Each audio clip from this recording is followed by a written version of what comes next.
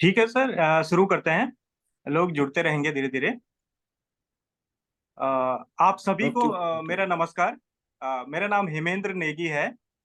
और जैसे कि बहुत सारे जो हमारे पहले सेशन में आप लोग जुड़े थे, आप सभी को पता है। जो लोग नए हैं उनके लिए मैं फिर से बता देना चाहता हूँ कि अभी कुछ समय पहले किसी का माइक ऑन है। सर, एडमिन से मेरी रिक्वेस्ट है कि सबको म्यूट कर दें। जी जी जी, सब म्यूट हैं भाई साहब। ठीक है। सभी को मेरा नमस्कार। मेरा नाम हेमेंद्र नेगी है। और द पहाड़ी एग्रीकल्चर करके उत्तराखंड में अभी हम लोगों ने एक पत्रिका शुरू की है, 1 साल हो चुका है। और उसके माध्यम से अभी हमने हिल एग्री डायलॉग सीरीज अभी शुरू की है, जिसमें बेसिकली हम लोग टेक्निकल और नॉन टेक्निकल सेशन लेते हैं। इससे पहले भी हम लोगों ने बहुत सारे टेक्निकल सेशन शुरू किए हैं, जिसमें हम लोगों ने उत्तराखंड में प्राकृतिक खेती, इसके साथ साथ भांग की व्यावसायिक खेती। और हमारा एक सेशन था डॉक्टर किरण राणा मैडम के साथ, जो पंतनगर से हैं। वो बेसिकली हमारा जो पर्वतीय क्षेत्रों में जो मार्केटिंग का इश्यू है उससे संबंधित था। तो इस तरह से हमने कुछ सेशन किए। हम लोगों ने जंगली जानवरों के नियंत्रण के लिए क्या करना चाहिए उस पर सेशन किया है। और हमारे बागवानी में हमारे साथ बीरवान सिंह रावत जी ने नर्सरी डेवलपमेंट में एक सेशन किया था। तो आज का जो सेशन है वो बेसिकली हमारा परंपरागत व जैविक खेती का ज्ञान और विज्ञान उस पे रहेगा, जिसमें डॉक्टर देवेंद्र सिंह नेगी जी, जो बेसिकली अभी जो हमारा मजखाली में जो एक जैविक खेती का प्रशिक्षण और अनुसंधान संस्थान है, उसके प्रभारी हैं। तो मैं डॉक्टर देवेंद्र सर का स्वागत करूंगा। और कि आपने अपने बिजी शेड्यूल से हमारे लिए समय निकाला, हमारे किसानों के लिए समय निकाला। आज का सेशन बहुत अच्छा होने वाला है। तो सर, आपका बहुत बहुत स्वागत है। ओवर टू यू सर, आप शुरू कर सकते हैं। Thank you. Devendra sir. Thank you Negi ji. अ, सबसे पहले इस जो ये संवाद कार्यक्रम है, ये जो डायलॉग प्रोग्राम है द पहाड़ी हिल एग्रीकल्चर द्वारा, आपके द्वारा इस प्रोग्राम के सबसे पहले मैं आपको थैंक्स कहना चाहूँगा। स्पेशली पूरी टीम को, द पहाड़ी एग्रीकल्चर जो मैगजीन है, या ये इनको टीम को धन्यवाद देना चाहूँगा कि आपने मुझे इनवाइट किया। और साथ ही वेलकम करना चाहूंगा जितने भी पार्टिसिपेट हैं इसमें, इस ऑनलाइन प्रोग्राम में हमारे साथ जितने भी 21-22 जो पार्टिसिपेट जुड़े हुए हैं, आप सबको मैं वेलकम करना चाहूंगा अपनी तरफ से। और जैसे कि अभी नेगी जी ने भी बताया कि ये जो द पहाड़ी एग्रीकल्चर जो है अपने आप में अभी शुरू हुआ है, ये बड़ा अच्छा कॉन्सेप्ट है। और काफी जहाँ पर जो हमारे पहाड़ों में या जो उत्तराखंड में कहीं भी या किसी भी एरिया में जो फार्मर जो लोग अच्छा काम कर रहे हैं, उनको एक ऐसा प्लेटफॉर्म देना जिससे वो अपनी बात को दूर दूर तक पहुंचा सके, चाहे वो रिटर्न में हो या वो प्रेजेंटेशन के थ्रू हो, दूर दूर तक पहुंचा सके। अपना कार्यक्रम या अपना प्रेजेंटेशन शुरू करने से पहले मैं एक थोड़ा सा अपना परिचय दे दूं। मैं डॉक्टर देवेंद्र सिंह नेगी हूं, जैसे अभी हमिंदर नेगी जी ने बताया। और मैं राज्य जैविक कृषि प्रशिक्षण केंद्र मचखाली, रानीखेत में एक ट्रेनिंग सेंटर है हमारा, राज्य जैविक कृषि प्रशिक्षण केंद्र मचखाली, अल्मोड़ा में है बेसिकली। ये 2006 से वहां पर स्थापित है, और वहां पर हम 2006 से वहां पर जैविक खेती और प्राकृतिक खेती और वैदिक खेती, या जो भी जैविक खेती से रिलेटेड जितने भी प्रशिक्षण कार्यक्रम है, उनको लगातार वहां पर संचालित करते रहते हैं। और लगभग 30,000 से ज्यादा लोगों को हम ट्रेनिंग दे चुके हैं, जिसमें हम लगभग 1,900 कुछ 88 हमारी ट्रेनिंग कार्यक्रम हो चुके हैं, जिसमें हम 30,000 से ज्यादा लोगों को ट्रेनिंग दे चुके हैं। और भारत के ही नहीं बल्कि नेपाल हो गया, भूटान हो गया, सिक्किम आज पूरा जैविक स्टेट है, पहला पूरा जैविक राज्य है, वहाँ के लोग भी हमारे उत्तराखंड में जैविक खेती की ट्रेनिंग लेके हमारे सेंटर में जैविक खेती की ट्रेनिंग उन्होंने ली है। और हम लोग लगातार वहां पर बच्चों के, अभी नैनी यूनिवर्सिटी के बच्चे आते हैं, बनारस हिंदू विश्वविद्यालय के बच्चे आते हैं, पंतनगर विश्वविद्यालय के बच्चे हमारे यहाँ आते हैं। बहुत सारे बच्चे जो बीएससी एग्रीकल्चर या एमएससी एग्रीकल्चर के जो बच्चे होते हैं, उनको भी हम रावे के अंतर्गत या स्टार्टअप ऑर्गेनिक फार्मिंग में या जैविक खेती में किस तरह का स्टार्टअप शुरू करें, कैसे अपना कार्यक्रम शुरू करें। क्योंकि आपको भी पता है जो समय की मांग है, धीरे धीरे नौकरियां कम हो रही हैं, और जो अपना थोड़ा सा एंटरप्रेन्योर शुरू कर रहे हैं, अपना सा स्टार्टअप शुरू कर रहे हैं, वो अपना अच्छा पैसा भी आगे जाके कमा रहे हैं। इसलिए इस चीज का भी हम लोग वहाँ पर कंटिन्यू ट्रेनिंग देते रहते हैं, हमारे यहाँ लगातार प्रशिक्षण कार्यक्रम होते रहते हैं। Negi sir, ji sorry ji. To interrupt sir, आप ना वीडियो ऑन कर दीजिए सर। हाँ बिल्कुल बिल्कुल सर। अब मैं दिखाई दे रहा हूँ? जी जी, और अपना कैमरा सर दूसरी तरफ फ्लिप कर दीजिए। मुझे मैं कैमरा अपना मतलब पूरा ये मोबाइल, पूरा मोबाइल ही। मुझे अपना वीडियो नहीं दिखाई दे रहा, आपने कैसा? अब देखिए। नहीं, हाँ मुझे दिख रहा है आपका वीडियो। अब ठीक है। आपको पीपीटी दिख रही होगी ना? हाँ हाँ, मुझे केवल स्क्रीन दिख रही जी जी जी है। जी। अब ठीक है। अब ठीक है। बिल्कुल सर, बिल्कुल बिल्कुल सर, बिल्कुल। जी। तो जैसे मैंने अभी तक बताया, आपको अगर आवाज नहीं नहीं आए बीच में तो आप मुझे बता दीजिएगा। जैसे बिल्कुल मैंने सर। अभी पहले बताया।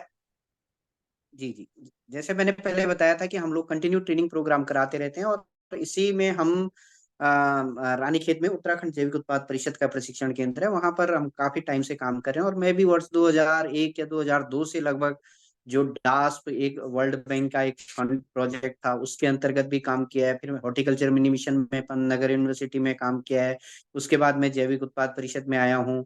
यहाँ पर हमने अलग अलग तरीके से जैविक खेती में बहुत रिसर्च कार्य भी किए हैं, और बहुत सारे ट्रेनिंग जो प्रशिक्षण कार्यक्रम है वो भी हमने यहाँ पर कार्यक्रम करते रहते हैं। आज मैं आपको जो हमारी परंपरागत या जैविक खेती है उसके बारे में बताऊंगा। देखिए, शुरू करने से पहले मैं आपको ये बता दूं कि जो परंपरागत खेती या जैविक खेती, ये शब्द नया जरूर है, लेकिन उत्तराखंड के लिए इसमें ऐसा बहुत ज्यादा हम ये नहीं कह सकते कि बहुत नया है, क्योंकि परंपरागत खेती और जैविक खेती उत्तराखंड की ही धरोहर है। और बाय डिफॉल्ट, या हम कहें कि लोग पहले से ही यहाँ पर जैविक खेती करते थे। शब्द नया जरूर है, लेकिन इसमें बहुत सारे जो हमारी जो ट्रेडिशनल फार्मिंग थी, जो हमारी परंपरागत खेती थी, उसमें सारे जैविक खेती के ही हम लोग जैविक खेती की ही प्रैक्टिसेस किया करते थे, जैविक खेती जैसे ही कार्यक्रम करते थे। तो सबसे पहले मैं आपको ये बता दूं कि जैविक खेती कोई नई चीज नहीं है, परंपरागत खेती कोई नई चीज नहीं है। ये शब्द नया है, लेकिन जो हमारी जो परंपरागत खेती थी, जो हमारे पूर्वज पहले से करते आ रहे थे, वही खेती जो है जैविक खेती है, जिसमें हम किसी तरह के रासायनिक खाद, रासायनिक दवाइयों का प्रयोग नहीं करते थे, और अपने जो घर के तौर तरीके होते थे उन्हीं से हम लोग खेती करते थे। तो इसीलिए जैविक खेती को यह भी कहा जाता है कि यह हमें पूर्वजों, जो हमारे पूर्वज से उनसे विरासत में प्राप्त खेती है। ऐसा नहीं है कि कोई नई खेती है, जो हमारे दादा परदादाओं ने जो खेती करी उसी से प्राप्त खेती है। और जो हमारे स्थानीय बीज थे, देखिए आज की डेट में आपको सबको पता है कि बहुत सारे हाइब्रिड बीज आ गए हैं, जिनसे उत्पादन तो बढ़ा है, लेकिन साथ साथ में बहुत ज्यादा नुकसान भी हुए हैं। चाहे हेल्थ के मामले देख लें, चाहे प्रोडक्शन के मामले में देख लें, चाहे हमारे जो स्थानीय बीज या जो हमारे अच्छे वो हो गए हैं, तो बहुत सारी चीजों का हमको नुकसान भी हुआ है। नेक्स्ट करते रहिए निकी आप। और हमारी जो घरेलू तकनीक के साथ जो खेती होती थी, उनके साथ जो है ये खेतियां हम लोग करते थे, जो पुरानी तकनीक थी। नेक्स्ट। जो आज की हम लोग कहते हैं कि हमें बाजार से इनपुट लाने हैं, दवाइयां लानी हैं, तो जो हमारी परंपरागत खेती और जैविक खेती थी, इसमें किसी तरह की कोई इनपुट की आवश्यकता नहीं थी। घर के जो लोग थे, वो राख हो गया आपका, बहुत सारे ऐसी घर की ऐसी ट्रेडिशनल टेक्निक थी जिनको प्रयोग करके वो लोग अपना परंपरागत खेती या अपना जो जैविक खेती का प्रयोग करते थे। और सबसे बड़ी बात है कि इसमें पशु को भी ध्यान में रखा जाता था। ऐसी खेती की जाती थी कि जिसमें हमारा जो पशु है, पशु से प्राप्त जो गाय है, भैंस है, उससे जो प्राप्त गोबर है, उससे प्राप्त जो बिछावन है, उसको ही हम कहीं ना कहीं गोबर के खेत के गोबर में खेतों में गोबर के रूप में प्रयुक्त करते थे।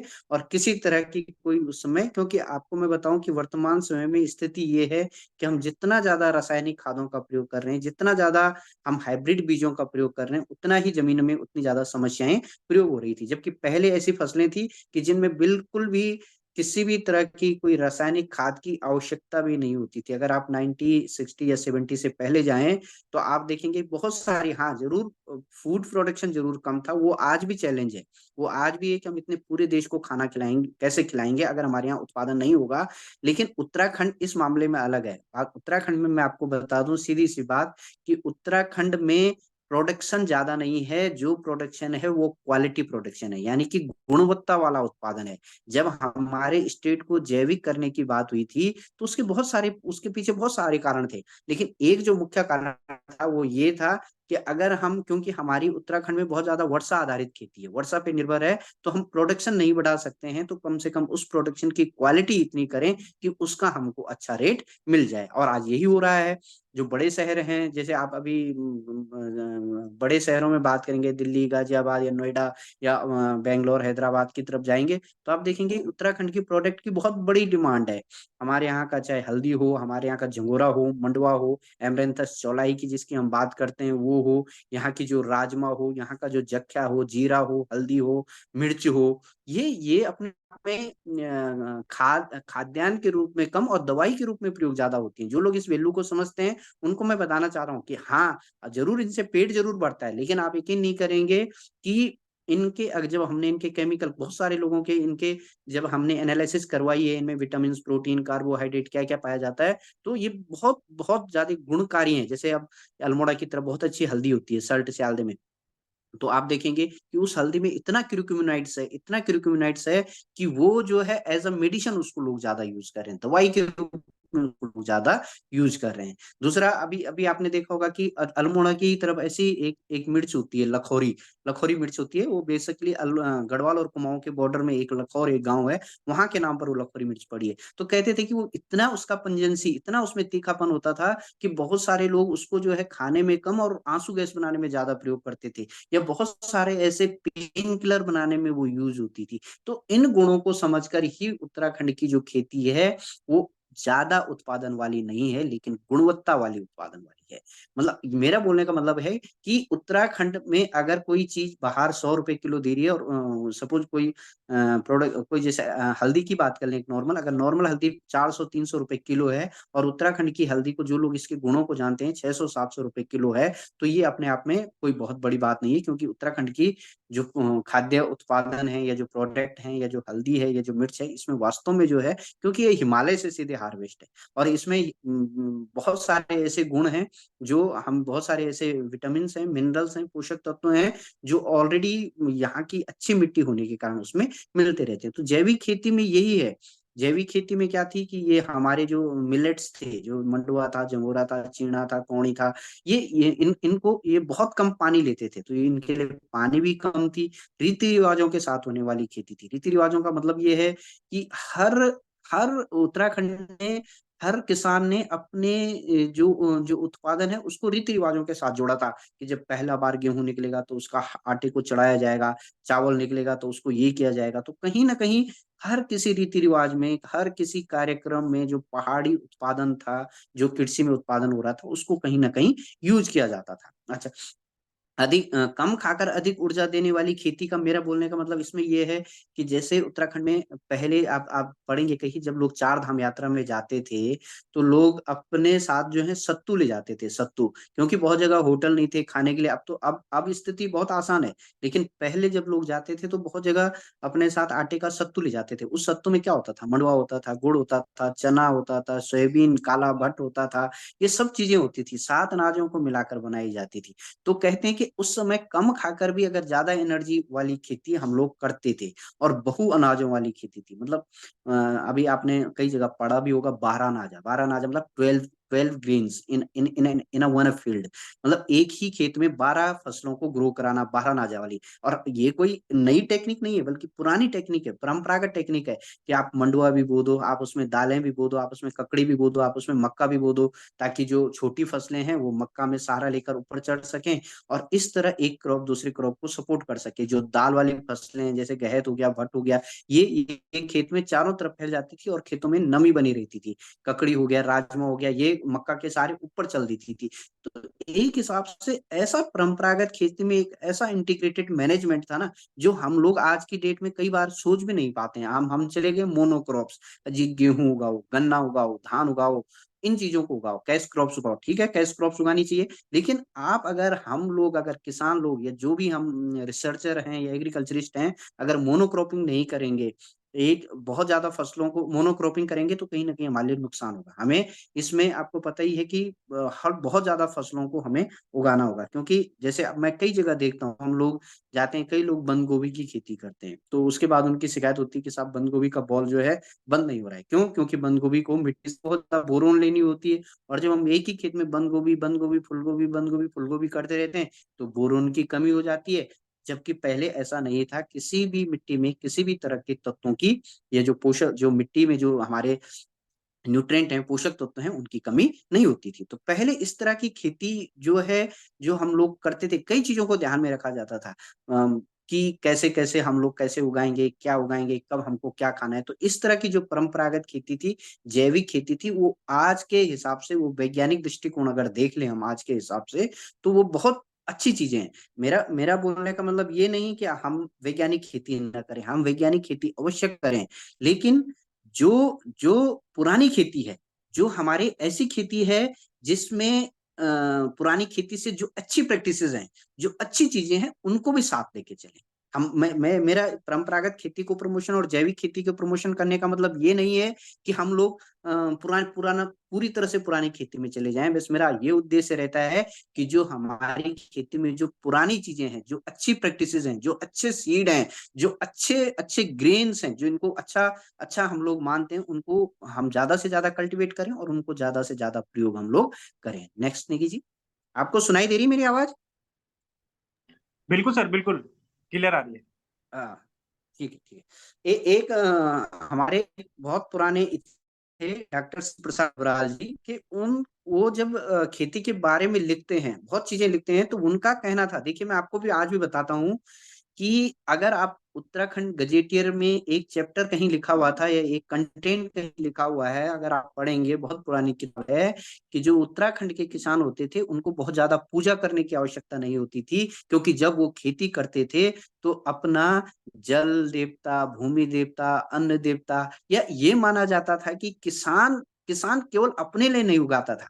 किसान जब खेती करता था तो उससे बंदर भी खाते थे, सुअर भी खाते थे, चिड़िया भी खाती थी, नीचे कीड़े मकोड़े भी खाते थे, और प्रोडक्शन इतना अच्छा होता था, ये प्रोडक्शन सिस्टम इतना अच्छा था कि बहुत ज्यादा नुकसान आप किसान को नहीं था। अब क्या हो गया है कि हमारे जो खेत हैं वो भी कम हो गए हैं, खेत करने वाले लोग भी कम हो गए हैं, तो जिस कारण से क्या हो गया है कि कई बार हमको लगता है कि अगर सुअर ने नुकसान कर दिया तो बहुत ज्यादा नुकसान हो गया।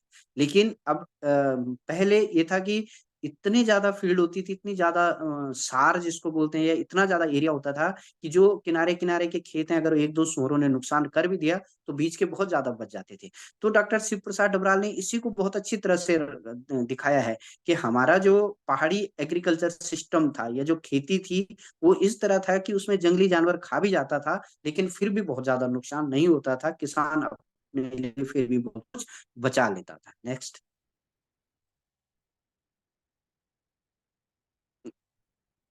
हाँ, और ये भी एक एक कर्नल फिशर ने एक रिपोर्ट में भी कहा था कि किसानों के पास पहले के जमाने में पैसा तो नहीं होता था, लेकिन उनको पैसे की बहुत ज्यादा आवश्यकता भी नहीं होती थी उस जमाने में, क्योंकि वो लोग क्या करते थे, सभी जो है भोजन, वस्त्र, भांग, रेशा, भेड़ों के कम्बल से अपने लिए कपड़े बनाना, ज्यादा से ज्यादा उनको गुड़ गुड़ की आवश्यकता होती थी, इन सब चीजों की आवश्यकता के लिए वो बाहर रहते थे। बाकी लेकिन ज्यादातर उनका जो खान पान था, या ज्यादातर उनकी जो आवश्यकताएं थी, वो खेती से ही पूरी हो जाती थी, क्योंकि कपड़ा भी वो भांग का बनाते थे, इन रेशों का बनाते थे, भेड़ की ऊन का बनाते थे, इन सब चीजों को यूज करते थे। और बहुत सारे जो लोग थे, वो पूरी तरह से, आज भी आप कह सकते हैं, आज मैं आपको कह सकता हूँ कि जो पुराने लोग थे, वो 100% जो है खेती पर निर्भर होते थे, जो आज की डेट में बहुत कम हो गया है। नेक्स्ट।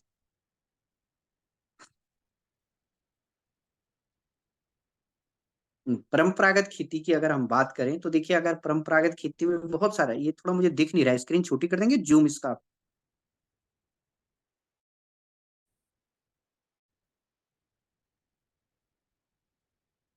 ये थोड़ा सा फॉन्ट भी इसमें चेंज हो गए हैं।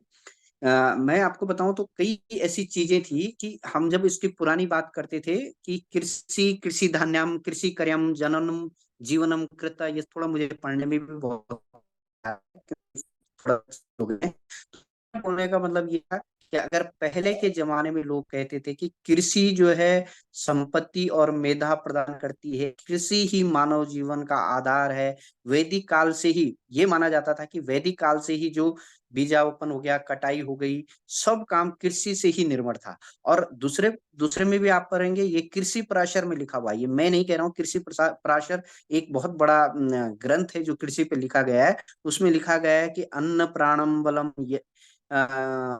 मंत्र थोड़ा मंत्रचम सर्वा साधुनम देवासुन साक्ष्यम एवं यात्रोविनम, अथा अन्न ही प्राण है, अन्न ही बल है, एवं अन्न से ही समस्त प्रयोजनों का साधन है। बिना अन्न का देव हो, असुर हो, मनु हो, या सभी लोगों जो भी हो, बिना अन्न के जीवित नहीं रह सकते। तो इसी तरह सारे सारे जो मेरा बोलने का उद्देश्य यहाँ पर यह है कि सारी जो खेती थी या सारी जो चीज थी, अन्न अन्न आज की डेट में सबसे ज्यादा इंपॉर्टेंट है। अन्न के बिना हम लोग अभी अन्न की वैल्यू इसलिए नहीं समझ रहे हैं क्योंकि अभी अन्न की कमी नहीं है। आपको मैं सही सीधे शब्दों में बताऊं कि हम लोगों में से जो हमारी जो पीढ़ी है, हम लोगों ने कभी अन्न की कमी नहीं देखी है, हमें नहीं पता कि गेहूं चावल अन्न की कमी क्या होती है। मैं आपको एक छोटा सा एग्जांपल आपको बताता हूँ। देखिए, बहुत पहले मेरी दादी कहती थी कि हमारे जमाने में क्या होता था कि हम जो चार पांच देवरानी जेठानी थी, चार पांच देवरानी जेठानी होती थी, तो जो सबसे छोटी वाली थी उनको हमने चूल्हे का काम दिया था, और बाकी कोई गाय देखती थी, कोई भैंस देखती थी, कोई कुछ देखती थी। तो होता क्या था कि जब सब लोग खेती का काम करते थे, जो सबसे छोटी वाली थी उसको खाना बनाने का काम दिया गया था।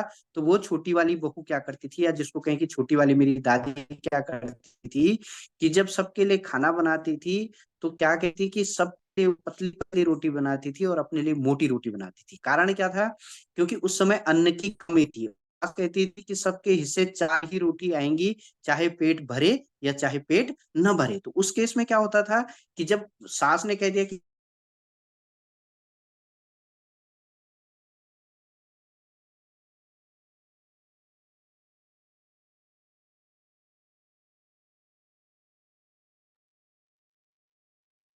हेलो।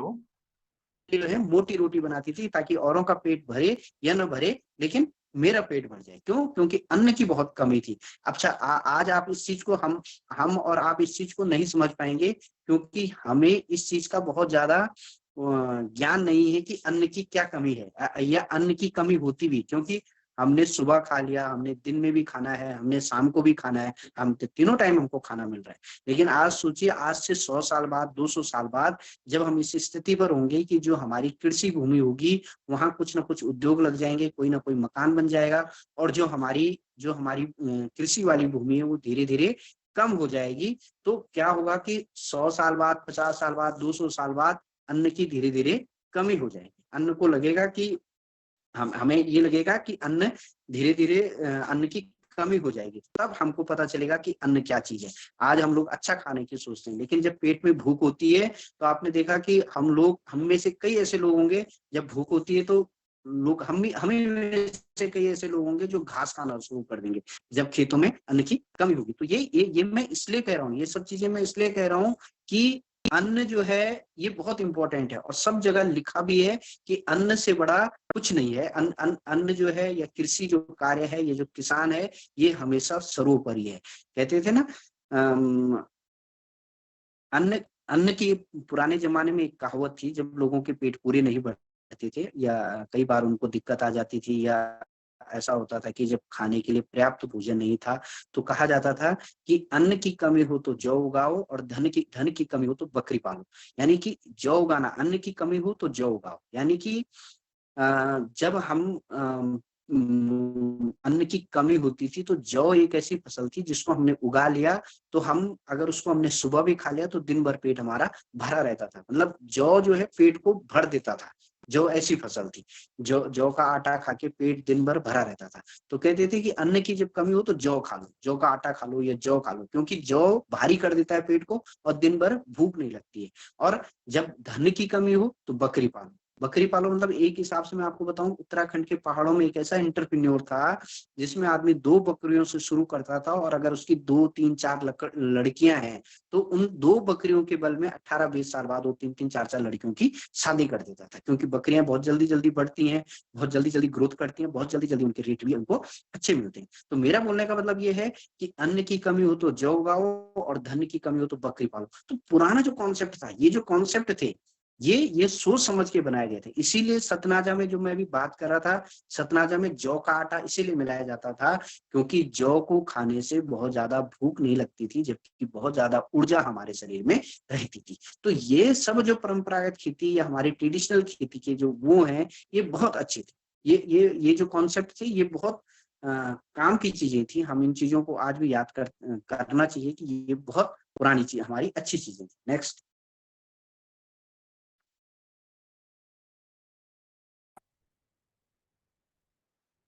हाँ, देखिए, एक चीज मैं ये बता दूं कि जब हम परंपरागत खेती की बात करते हैं या कई चीजों की ऐसी बात करते हैं, तो हमें जैविक में सबसे पहले ये देखना चाहिए। जैविक आजकल की डेट में इसलिए जा रहा है क्योंकि लोगों को हेल्थ अच्छी चाहिए, लोगों को खाना अच्छा चाहिए। और हेल्थ कब अच्छी होगी लोगों की? जब उनको अच्छा भोजन मिलेगा। पुराने जमाने में, ये जो मैंने यहाँ पे लिखा हुआ है, पुराने जमाने में कहावत थी कि भोजन ही दवा है और दवा ही भोजन है। अर्थात हम ऐसा भोजन करें जो हमारी दवाई का काम करे, या हमें जब दवाई लेने हो तो हम भोजन में सुधार करें।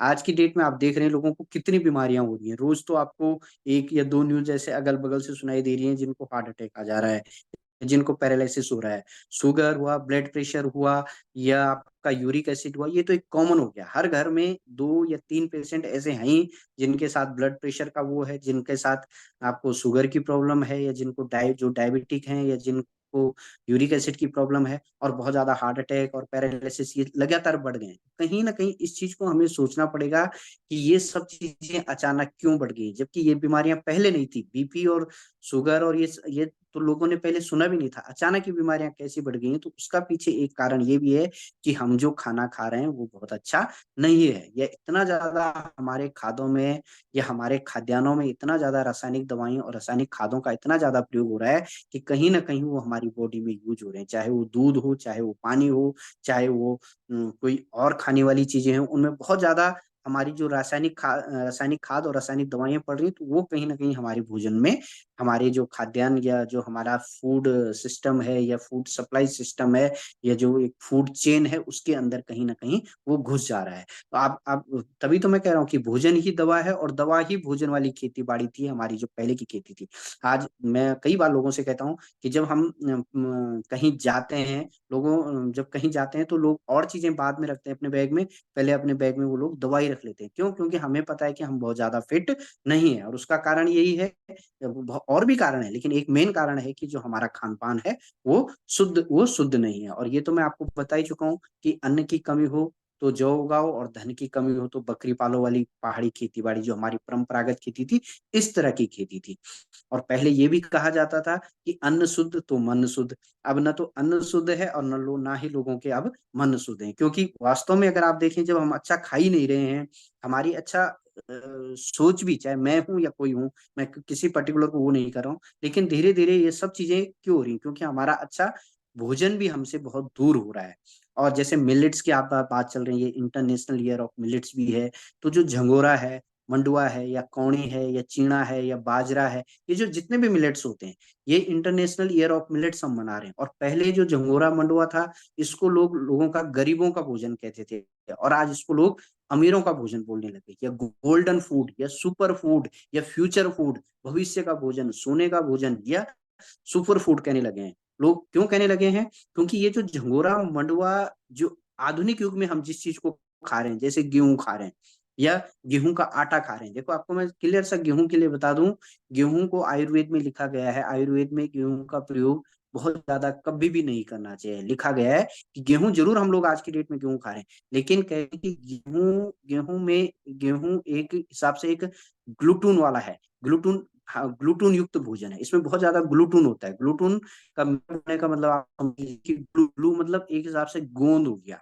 और जब हम ग्लूटून युक्त भोजन की बात करते हैं, गेहूं, आपने अक्सर देखा होगा जब आप बिस्किट खाते हैं, तो बिस्किट जो है आपके दांतों के किनारे यहाँ कई बार फंस जाते हैं। या आपने कभी कभी देखा होगा कि जब आपको कोई चीज चिपकानी होती है तो आप आटे की लेई बना के और उस पर पोस्टर चिपका देते हैं। क्यों चिपकता है वो पोस्टर? उसका कारण ही ग्लूटून है, ग्लूटून के कारण चिपकता है। और आज की डेट में जो साइंटिस्ट हैं या जो डाइट की बात करते हैं, या जो जो वैसे लोग हैं, वो कहते हैं हमको ग्लूटून फ्री डाइट खानी चाहिए। और ग्लूटून फ्री डाइट कौन है? ये झंगोरा हो गया, ये मंडुआ हो गया, ये चीणा हो गया, कौड़ी हो गया, बाजरा हो गया, चौलाई हो गया, ये सब ग्लूटून फ्री डाइट। इनमें ग्लूटून बिल्कुल भी नहीं है। अगर आप इसका कुट्टू है, कुट्टू बिल्कुल भी, कुट्टू में ग्लूटून नहीं है। अगर आप कुट्टू की रोटी अकेला बनाना शुरू कर देंगे, बकव्हीट जिसकी बात करते हैं, या उगल उगल जिसको बोलते हैं, अकेला बनाना है, अगर उगल की रोटी अकेला बनाएंगे तो कभी भी आपसे नहीं बनेगी। क्यों? क्योंकि उसमें ग्लूटून नहीं है। जब आप उसमें थोड़ा सा गेहूं का आटा डालेंगे, तब वो रोटी जो है गोल बन पाएगी। क्यों? क्योंकि वो ग्लूटून फ्री है। इसी तरह मंडुआ भी ग्लूटून फ्री डाइट है, झंगोरा भी ग्लूटून फ्री डाइट है। और लोग एक इससे सीलिएक डिजीज होती है। जब हम बहुत ज्यादा ग्लूटून खाते हैं, जब हम बहुत ज्यादा गेहूं की रोटी खाते हैं, तो हमारी जो पेट की आंतें हैं वो बहुत ज्यादा टाइट होना शुरू हो जाती हैं, या कभी कभी दर्द करना शुरू कर देती हैं। और उसके बाद जो हमारी पूरी आहार नाल है, ये जगह जगह यहाँ पर ये गोंद यानी कि ग्लूटून जम जाता है। और ग्लूटून जमने का मतलब है कि कहीं ना कहीं हमारा जो पेट का सिस्टम है, या जो हमारा स्टोमक है, ये जो डाइजेस्टिव सिस्टम है, उसको डैमेज करना। तो इसीलिए पुराने जमाने में कहा जाता था कि मैं आपको उत्तराखंड की एक बात बताऊं, बहुत अच्छी ट्रेडिशनल बात है कि आज हम ग्लूटन फ्री की बात करते हैं। आज से अगर आप 100 साल पहले जाएंगे उत्तराखंड में, तो उत्तराखंड में क्या होता था कि ये धान कूटा जाता था ओखलियों में, ये जिसको ओखली ओखली कहते थे, ओखलियों में कूटा जाता था। और जब पूरा धान कूट जाता था तो लास्ट में एक भूसा निकलता था, भूसा। उसको पीठा भी बोलते हैं, पिट्ठू भी बोलते हैं, अलग अलग जगह, कई जगह बोलते हैं। तो लोग उसको, जो पुराने लोग थे, धान का जो सबसे बारीक भूसा होता है उसको खाते थे। और उसको जब वो खाते थे और उसके बाद उसमें पानी पीते थे, तो जो आपकी ग्लूटून, जो आपका आहार नाल है, वो पूरा का पूरा क्या हो जाता था? खुल जाता था। क्योंकि वो बहुत दानेदार होता था, तो ग्लूटन फ्री होती है। आप समझ रहे हैं मेरी बात को? लोग ऐसा खाना, हम आज कह रहे हैं ना ग्लूटन फ्री, लेकिन लोगों ने उसी टाइम सोच लिया था कि हम जब इस तरह का भोजन का आहार करेंगे, या इस तरह करेंगे, क्योंकि उसमें हाई फाइबर भी होता है, उसमें बहुत रेशा होता है, और वो रेशा क्या करता है? हमारे डाइजेस्टिव सिस्टम को बहुत अच्छा कर देता है। इसीलिए इसीलिए जो गेहूं है, इसको आज की डेट में बहुत लोग नहीं, थोड़ा बैक जाइए, तो बैक।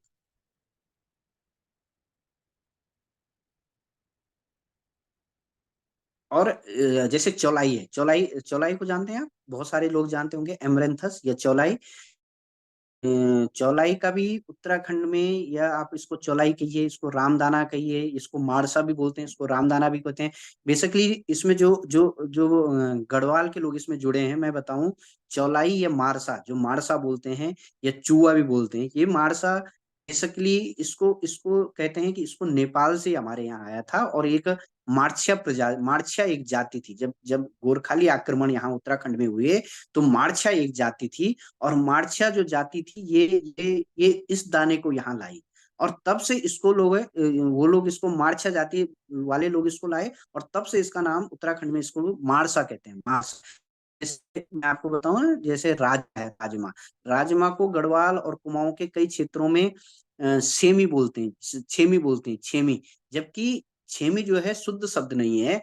ये भी नेपाल से, हमारे यहाँ नेपाल और तिब्बत के कुछ भागों से इसकी उत्पत्ति उत्तराखंड में हुई है। तो जो नेपाल के जो लोग यहाँ आते थे, वो इसको बोलते थे शेमी, शेमी बोलते थे। और बाद में गढ़वालियों ने इसको सेमी से क्या कर दिया? छेमी कर दिया। तो इसका शुद्ध नाम था, जो था वो शेमी था। ऐसे ही मारसा है, मारसा चौलाई। आप अगर देखेंगे, अगर आप पुरानी किताबों में पढ़ेंगे, तो जो आदि बद्री का जो पुराना मंदिर है, या जो बद्रीनाथ का जो मंदिर है, वहां सबसे पहले चौलाई का ही प्रसाद चढ़ता था। अभी भी आदि बद्री के मंदिर में, या आप इधर देखेंगे जो कुमाऊं में या गढ़वाल में बहुत कत्यूरों द्वारा जो मंदिर बनाए गए हैं, वहां चौलाई का जो फूल है, वो प्रसाद के रूप में चढ़ाया जाता है। इसीलिए चढ़ाया जाता है कि चौलाई को भगवान रामदाना कहते हैं, उसको भगवान राम का या भगवान विष्णु का भोग माना जाता है। कहते हैं भगवान राम को 14 वर्ष का वनवास हुआ था, वो जंगल की तरफ जा रहे थे, तो जो केवट थे, केवट ने उनको ये चौलाई तब लोग उगाते नहीं थे, जंगल में होता था, जंगली जंगली होता था, एज अ वीड इसको कल्टीवेट किया जाता था, खुद ही कल्टीवेट होता था, या एज ए खरपतवार इसका उत्पादन होता था।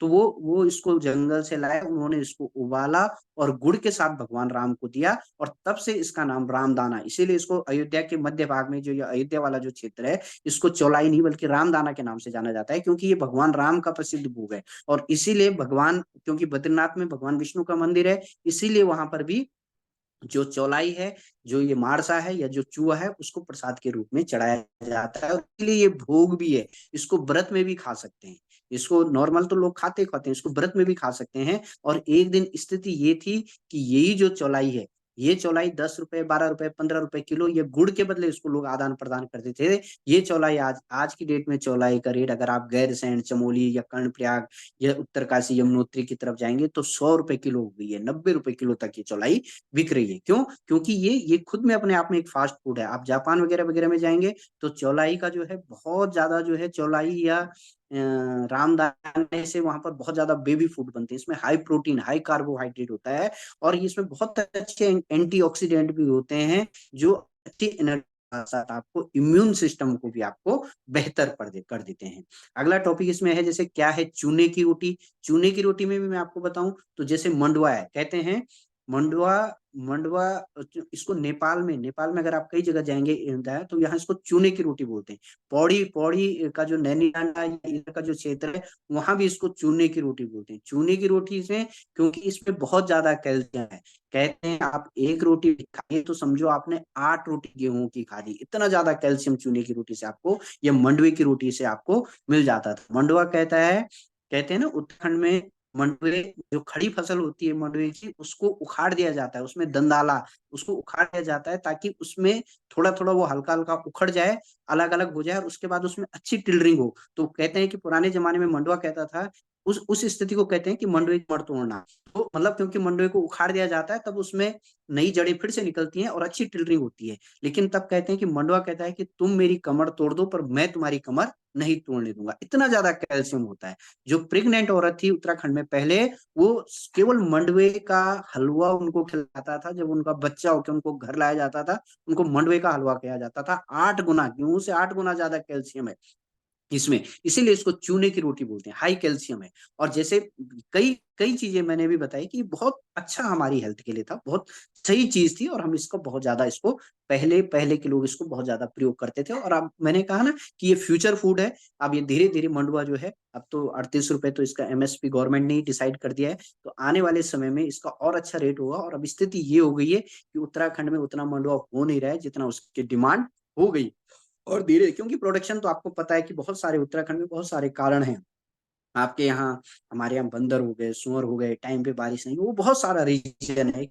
प्रोडक्शन, लोगों ने खेती से मुंह मोड़ दिया है, जो यूथ है, जो यंग है, वो सब नौकरी, उसका कारण भी है। मैं गलती उनकी नहीं कहूंगा, उसके बहुत ज्यादा कारण है कि हमारे उत्तराखंड में उतना खेती क्यों नहीं हो पा रहा है। उसके पीछे बहुत सारे रीजन है, चाहे बंदर बोल दीजिए, सुअर बोल दीजिए, अनएम्प्लॉय, बेरोजगारी बोल दीजिए, या हम ये मान लें कि अभी तक हमको उतना उत्पादन का मूल्य नहीं मिल पा रहा है जितना हम उत्पादन कर पा रहे हैं। तो ये बहुत सारी रीजन है, तो इसमें हमको थोड़ा सा सोचने की आवश्यकता है। नेक्स्ट, अब हम आगे आगे देखेंगे तो ये जो हमारे परंपरागत अनाज है, जैसे मैंने अभी राजमा को बताया, आपको राजमा की बात बताए, तो कहते हैं कि राजमा एक जगह, जब उत्तर राजाओं का राज था, तो एक टिहरी रियासत में, कहते हैं कि टिहरी के अगल बगल, टिहरी रियासत बहुत बड़ी थी, उसमें रुद्रप्रयाग भी था, चमोली भी था, टिहरी भी था, कुछ भाग उत्तरकाशी का भी था। तो कहते थे कि इस एरिया में जो राजमा होती थी, इसको इसको यहाँ के राजा खाते थे। केवल राजा, जनता के लिए थी, प्रजा के लिए नहीं थी, इसीलिए इसको राजाओं की दाल कहा जाता है। और कहते हैं कि तभी से इसका नाम राजमा भी पड़ा है। लोग इसको उत्तराखंड में इसको छेमी भी कहते हैं, वैसे इसका नाम शुद्ध छेमी है। लेकिन कहते हैं कि राजमा में बहुत अच्छा प्रोटीन होता है, बहुत अच्छा प्रोटीन। और हमारे उत्तराखंड में तो आपका मुनस्यारी हो गया, चक्राता, देहरादून की चक्राता, हरसिल की राजमा और जोशीमठ की राजमा, चारों तरफ की राजमा बहुत फेमस है, बहुत अच्छी है। और कई जगह राजमा को इंटरक्रॉपिंग, यानी कि आलू के साथ भी लगाया जाता है, कई जगह मक्का के साथ भी लगाया जाता है, कई जगह जो है बहुत अच्छी अच्छी फसल जो है राजमा का बहुत अच्छा प्रोडक्शन होता है। मंडुआ को आप अच्छी तरह से जानते हैं, मैंने भी मंडुआ के बारे में बताया। रामदाना के बारे में मैंने आपको बताया कि चौलाई कितनी अच्छी फसल है, जिसको भगवान राम का दाना कहा जाता है। भट्ट के बारे में मैंने आपको बताया कि भट्ट जो है, जो काला भट्ट है, ब्लैक सोयाबीन, इसको अगर आप देखेंगे बहुत सारे जो जिम जिम में जो लोग करते हैं वो अब इसका टोफू बना के या इसका प्रोटीन पाउडर बना के, क्योंकि इसमें 42 से 43 प्रोटीन निकल जा रहा है भट्ट में, सबसे अधिक हाई प्रोटीन निकल जा रहा है। तो इतना अधिक प्रोटीन होने से इसकी जो वैल्यू है, इसकी जो गुणवत्ता है या इसकी जो मांग है वो भी कंटिन्यू बढ़ रही है। गहत की बात कर लें, गहत गहत को उत्तराखंड में कहते हैं कि पत्थर तोड़ दाल है। पत्थर तोड़ दाल मतलब, मेरा बोलने का मतलब है कि जब पुराने जमाने में जब एक्सप्लोसिव ये बम बुम या इस तरह के एक्सप्लोसिव नहीं होते थे जिनसे टूट जाए, क्या वो नहीं होता था, तो लोग क्या करते थे, गहत की दाल को उबाल के इसके इसके पानी को जो है पत्थर के बीच में डाल देते थे और उससे गहत के जो है टुकड़े हो जाते थे, पीस हो जाते थे। मेरा बोलने का मतलब है इसकी जो तासीर है इतनी गर्म होती है, या कहते हैं कि इसकी तासीर इतनी गर्म होती है, जो पेट में आपके पथरी की जो प्रॉब्लम होती है वो भी समस्याएं दूर हो जाती हैं। तो एक दो तीन नहीं है। जख्या की बात कर लें, जख्या का कहते हैं कि इसका जो स्वाद है, अगर ये दांत में फंस गया खाते वक्त, और इसका जो स्वाद है वो यूनिक है, और इतना ज्यादा इसमें ओमेगा 3 इसमें, और भंगजीरा में, भंगजीरा भी एक फसल है, भंगीरा भी इसको कहते हैं, भंगजीरा भी किसको कहते हैं, ये पेरीला इसको कहते हैं। इसमें भी इतना अच्छा एंटीऑक्सीडेंट है कि इसकी डिमांड भी बहुत ज्यादा बढ़ रही है। तो मैं आपको फिर से बता दूं, उत्तराखंड में भले ही प्रोडक्शन ज्यादा नहीं है, लेकिन क्वालिटी प्रोडक्शन है जो बहुत अच्छा गुणवत्ता के लिए हमारे उत्तराखंड की स्पेशल पहचान है। ऑर्गेनिक और जो नेचुरल या ट्रेडिशनल जो मटेरियल है, या इसी वजह से यही जो गुणवत्ता है, इसकी जो मांग के कारण लगातार जो है ये बढ़ रहा है। ये देखिए, ये उत्तराखंड की राजमा है, चाहे आप अब ऐसा मत सोचिए कि 4 टाइप की राजमा है। जो उत्तराखंड की राजमा किताब लिखी है, और आप यकीन करेंगे लगभग 70-72 टाइप की राजमा को मैंने उसमें मेंशन किया है। लेकिन अगर आप स्वाद के हिसाब से देखेंगे तो मुनस्यारी हो गया, हरसिल हो गया, चक्राता हो गया, या जोशीमठ हो गया, यहाँ की राजमा यूनिक है। ऐसी राजमा आपको कहीं भी नहीं मिलेगी। और आप, मैं खुद कहता हूँ, अमेजोन आज की डेट में इंटरप्रेन्योर बहुत चल रहा है, लोग ऑनलाइन, क्योंकि आज की डेट में मोबाइल हो गया है, मोबाइल सबसे बड़ा ऑफिस है, इससे बड़ा ऑफिस कोई नहीं है। अब नेगी जी कोई देख लीजिए, एक मोबाइल से उन्होंने कम से कम कई लोगों को कनेक्ट किया हुआ है। तो यही है, एक ये जो मोबाइल है, इसको लोगों ने अपना दिया है। और बहुत सारे ऐसे लोग हैं जो जो इस मोबाइल से छोटे मोटे इंटरप्रेन्योरों को चला दे रहे हैं। तो इसी तरह से ऑर्गेनिक जो हमारे ये उत्तराखंड की जो प्रोडक्ट है, वो राजमा हो, जख्या हो, जीरा हो, भंगजीरा हो, हल्दी हो, यहाँ के मसाले तेजपात हो, इनकी बहुत ज्यादा नेशनल और इंटरनेशनल लेवल पे बहुत डिमांड है। और मिलेट्स और पल्सेस में तो बहुत ज्यादा, मिलेट्स में तो अभी चौलाई वगैरह वगैरह की डिमांड तो बहुत अच्छी है। एक गुजरात की एक कंपनी खरीदती है, वो एक्सपोर्ट करती है, रैपिड ओवरसीज करके। बहुत सारी ऐसी कंपनियां हैं जो सीधे हमारे यहाँ की जो चौलाई है या इन चीजों को, इनको एक्सपोर्ट करिए। तो ये बहुत, उत्तराखंड का मैं आपको बता दूं कि जो प्रोडक्शन है भले ही कम है, लेकिन प्रोडक्शन की क्वालिटी है वो गजब है। उसको हमें, उसी चीज को हमें कैप्चर करना है और अपने मार्केट को आगे बढ़ाना है। नेक्स्ट। हाँ, किसी का क्वेश्चन आया है कि मोनोक्रॉपिंग में हम एक ही टाइप की क्रॉप ग्रो कर सकते हैं। जब मल्टी क्रॉपिंग की बात होती है, मल्टी क्रॉपिंग जब होती है, ये मिक्स क्रॉपिंग या इंटर क्रॉपिंग। मोनोक्रॉपिंग कौन है? मोनोक्रॉपिंग हम तब कह सकते हैं जब हम केवल धान और गेहूं, धान और गेहूं, धान और गेहूं, धान गन्ना, धान गेहूं गन्ना को उगा रहे हैं। और जो हम बहुत ज्यादा, जो हम और अधिक क्रॉप, मोनोक्रॉपिंग को हम फॉलो करने को रिकमेंड नहीं करते हैं। हमारा कहना होता है कि आप मिक्स क्रॉपिंग और इंटर क्रॉपिंग कीजिए, ऐसी फसलों को उगाइए जहां पर मिक्स क्रॉपिंग हो और इंटर क्रॉपिंग हो। अब बात करते हैं जैविक खेती की। जैसे आपको भी पता है कि जैविक खेती के लिए डेफिनेशन कोई परिभाषा बनाने की आवश्यकता नहीं है। आप सब लोगों के दिल में जैविक खेती है, क्योंकि आपको जैविक खेती अच्छी तरह से पता है।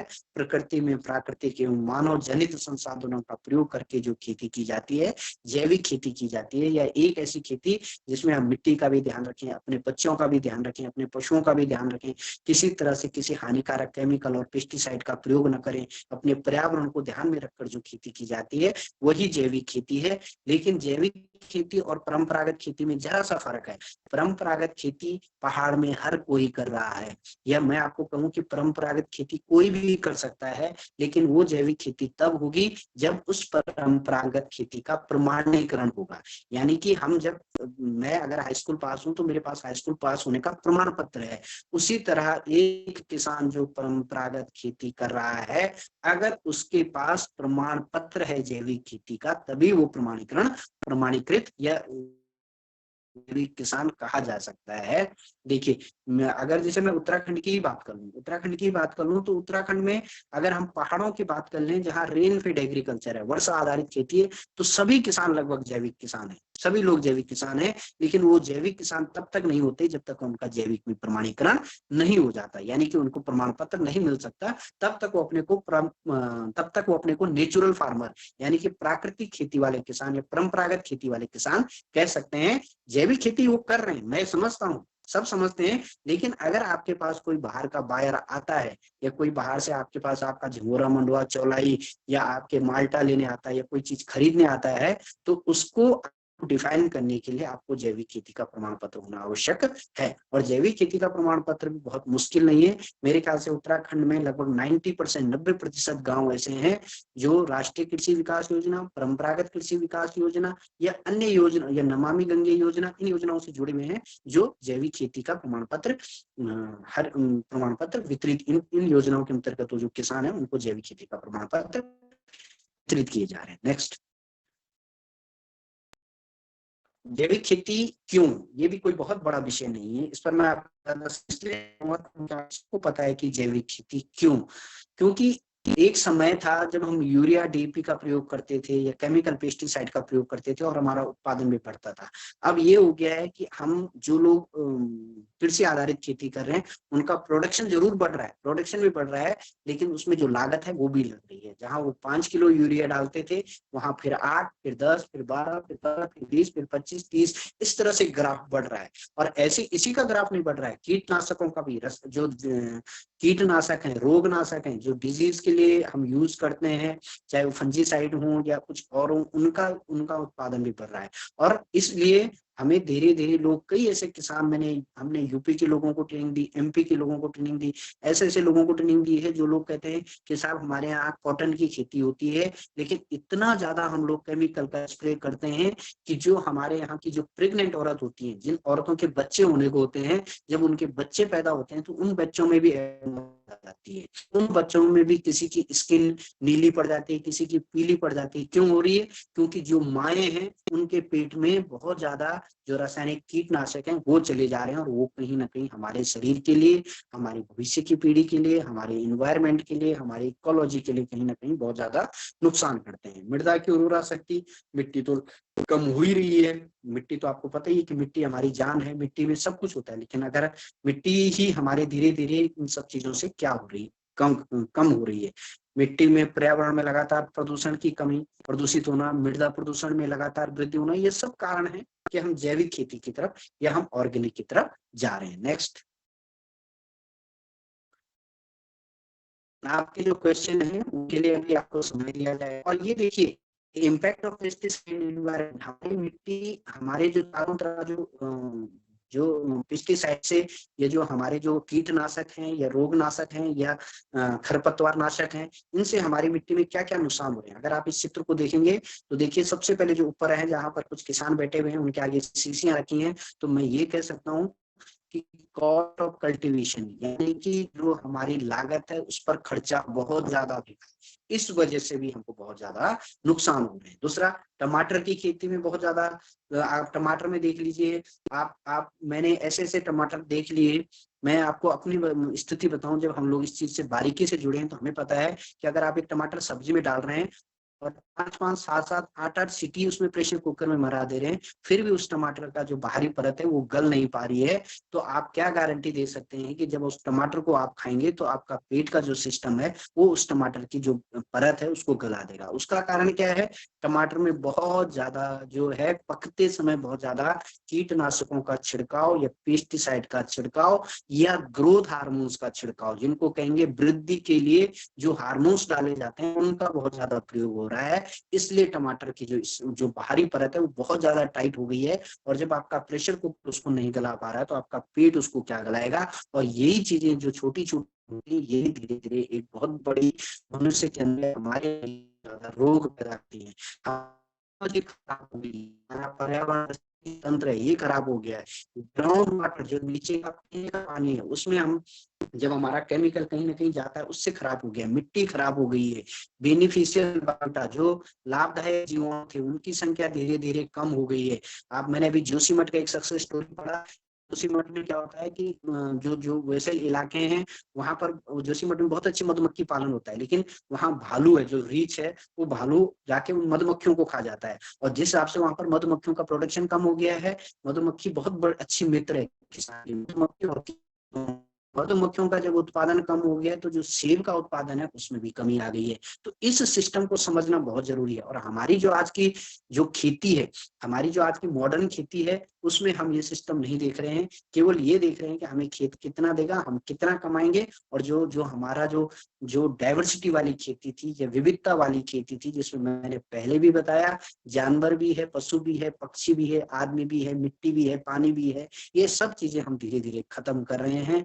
हमारी जो गायें हैं, भैंस हैं, वो जो चारा खा रही हैं वो यूरिया ट्रीटेड चारा है। कई जगह आप देखेंगे बाजार में खुद यूरिया ट्रीटेड चारा आता है, या ऐसा चारा आता है जिसको खिलाने से जो गायें हैं वो दूध अच्छा दे देती हैं, लेकिन वो दूध पीने से हमारा अच्छा कुछ नहीं होता है। बच्चे हैं, जो जो बच्चे हैं, आप देखिए बच्चों में एक से एक डिजीज पैदा हो जा रही है। आप में से कई ऐसे बच्चे होंगे 12-15 साल के, उनकी आंखों में चश्मा लग गया है। ऐसे ऐसे बच्चे हैं जो दिखने को फिट है लेकिन उनके अंदर फैट, मोटापा बहुत ज्यादा आ गया है। ऐसे बच्चे हैं जो बहुत ज्यादा चिड़चिड़े हो गए हैं। उसके बहुत सारे कारण हैं, लेकिन कहीं ना कहीं हमारे खाद्यान्न भी उसमें है। ये बेनिफिशियल बायोटा जैसे आप एक देख रहे हैं कि जो हमारे लाभदायक जो कीट थे उनकी संख्या भी धीरे धीरे क्या हो रही है, कम हो रही है। नेक्स्ट, ये देखिए ये सारे दुष्परिणाम जो कीट, IIMR Indian institute of medical research की रिपोर्ट के अनुसार मैं आपको कह रहा हूँ, IIMR की रिपोर्ट है कि सर, इतनी। सॉरी सॉरी जी जी इंटरप्ट है सर। हम लोग लगभग 1 घंटा की तरफ जा रहे हैं, 1 घंटा होने वाला है सर। जी जी अगले 10 से 15 मिनट में सर इसको वाइंड अप करने की कोशिश करिए। उसके बाद हम ज्यादा प्रश्नों पे फोकस करेंगे। बहुत सारे लोग राइट प्रश्न राइट चाहते हैं, तो राइट आप राइट इम्पोर्टेंट इम्पोर्टेंट एस्पेक्ट हैं उनको ले लीजिए सर अगले 10 से 15 मिनट में। फिर हम ओके। डायरेक्ट प्रश्नों पे जाएंगे, क्योंकि किसानों के बहुत सारे प्रश्न हैं। वो हमारे साथ नेपाल से भी कुछ लोग जुड़े हैं, और बहुत से हमारे उत्तराखंड से भी हैं, बाहर से भी हैं, तो सभी के प्रश्न होंगे। तो प्रश्नों पे जाएंगे सर। जी जी बिल्कुल बिल्कुल। तो इनके बहुत सारे दुष्परिणाम, जैसे मैं आपको आपको पता भी है इनके दुष्परिणाम कि क्या क्या हैं, कैसे कैसे हैं, और सब अच्छी तरह से जानते भी हैं कि हम लोग सब इसके कहीं ना कहीं, हम सब लोग इसके कहीं ना कहीं जो हमारे केमिकल पेस्टिसाइड फर्टिलाइजर है इनसे हमें कहीं ना कहीं नुकसान हो रहा है। नेक्स्ट कीजिए, नहीं कीजिए, नेक्स्ट।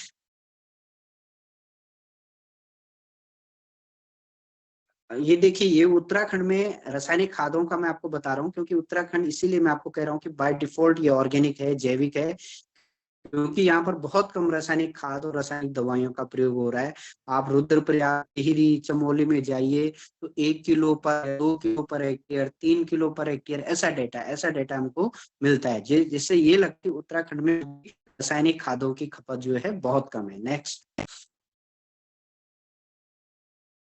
और उत्तराखंड में आप अगर देखेंगे पिछले 8-10 में, तो जो हमारे जो ऑर्गेनिक जो कंपोस्ट है या जो जैविक खादें हैं वो बहुत ज्यादा यूज हो रही है। नेक्स्ट।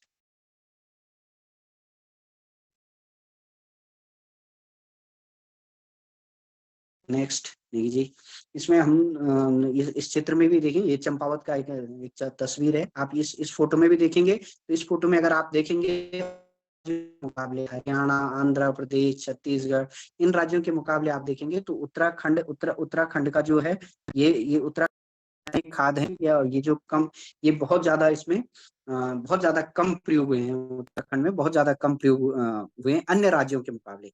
आप देखेंगे, आप, मैं ये नहीं कह रहा हूँ कि हरियाणा में भी जैविक खेती शुरू कर दें, हरियाणा, पंजाब, मध्य प्रदेश, महाराष्ट्र, यहाँ बहुत ज्यादा रासायनिक खादों का और रासायनिक कीटनाशकों का प्रयोग होता है, लेकिन इनके मुकाबले उत्तराखंड में जो रासायनिक खाद और रासायनिक कीटनाशक हैं, इनका बहुत कम प्रयोग हो रहा है। नेक्स्ट।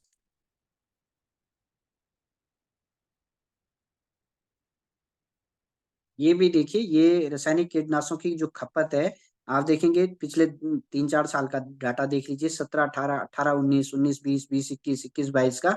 तो इतना मैट्रिक टन हमारे उत्तराखंड में, क्योंकि बहुत सारी योजनाएं यहाँ चल रही हैं, चाहे वो परंपरागत कृषि विकास योजना हो या राष्ट्रीय कृषि विकास योजना हो। इन योजनाओं में क्या हुआ कि हमारा लगातार जो जैविक कीटनाशक और जैविक खादें वितरित की गई हैं, तो रासायनिक खादों का प्रयोग लगातार इसमें हमारे यहाँ कम हो रहा है। नेक्स्ट।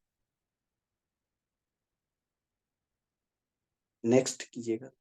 ये कुछ हमारे ट्रेनिंग सेंटर की जो तस्वीरें हैं, धीरे धीरे मैं इसको खत्म भी कर रहा हूँ, नेक्स्ट करते रहिए निकी जी। और लगातार वो होती रहती हैं, और ये उत्तराखंड जैविक प्रदेश के रूप में धीरे धीरे विकसित हो रहा है, और वैज्ञानिक भी मान चुके हैं कि बहुत ज्यादा जो रासायनिक खाद और रासायनिक दवाई हैं, ये हम इनको प्रयोग नहीं कर सकते। कहीं ना कहीं इनसे हमारी मिट्टी और हमारी जो फसलों की गुणवत्ता है उसमें। नेक्स्ट। नेक्स्ट। जी साहब। बेकार होते जा रहे हैं प्रदेश के खेत, ये भी कहीं का डाटा है। नेक्स्ट। नेक्स्ट ये जी बहुत सर। सारी बहुत सारी ऐसी हमारे ऐसे उत्तराखंड की धरती देखिए तेजाबी हो रही है। क्यों? क्योंकि बहुत जगह जो हमारे पोषक तत्व हैं मिट्टी में, उनकी लगातार कमी हो रही है। जो अलग अलग पोषक तत्व है, नाइट्रोजन है, फास्फोरस है, पोटास है, मैग्नीज है, आयरन है, ये बहुत सारे ऐसे पोषक तत्व हैं जो हैं प्रचुर मात्रा में हैं, और कुछ हैं कि लगातार कमी हो रही है, क्योंकि धीरे धीरे लोगों के पास पशु कम हो गए हैं। और जब पशुओं की संख्या कम हो गई है, तो जो जैविक जो जो वो खाद्य हैं वो भी कम है। नेक्स्ट। नेक्स्ट। जी। नेक्स्ट कीजिए।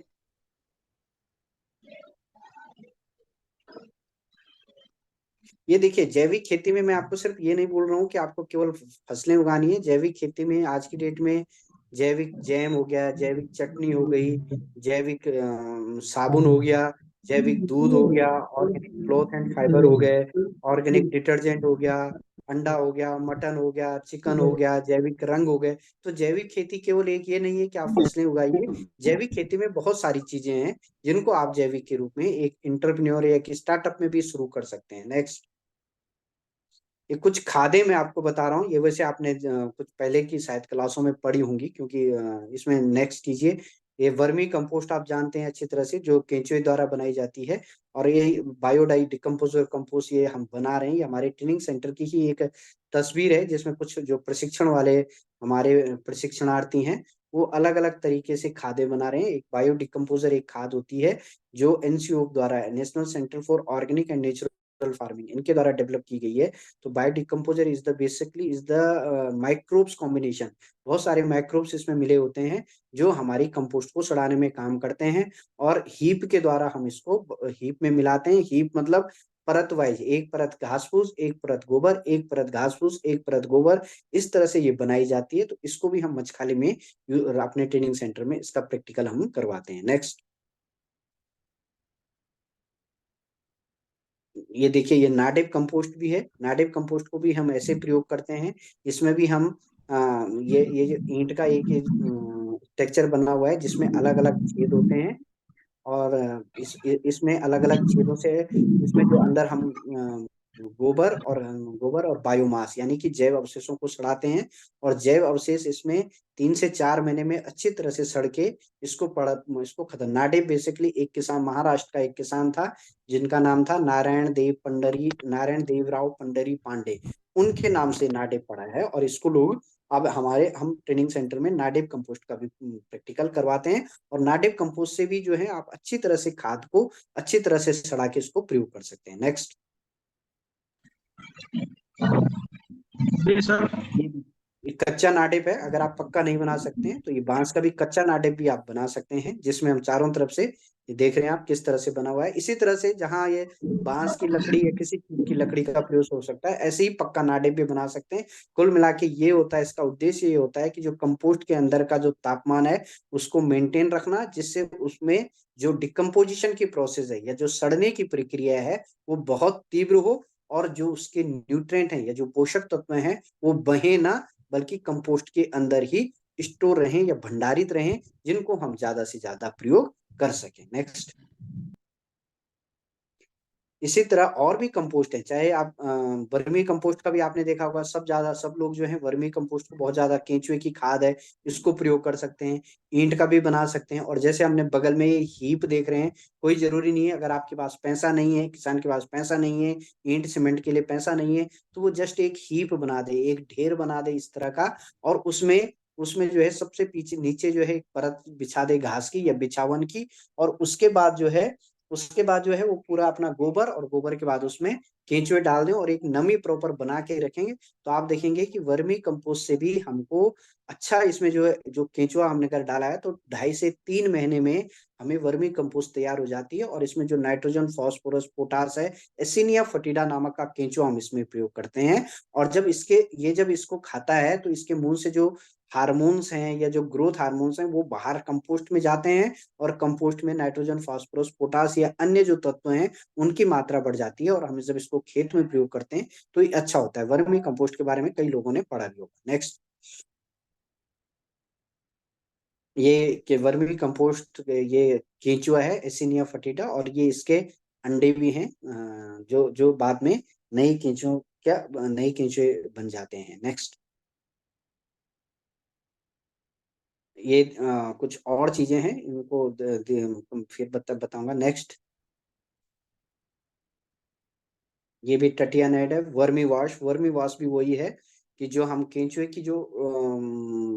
की जो खाद होती है उसको उसको हम जब वॉश के रूप में प्रयोग करते हैं, मतलब ऊपर देख रहे हैं आप, इसमें 3 घड़े हैं। सबसे ऊपर घड़े में पानी, जो वर्मी वॉश वाला आप देख रहे हैं, बीच वाले घड़े में हमने केंचुआ और कच्चा गोबर रखा है।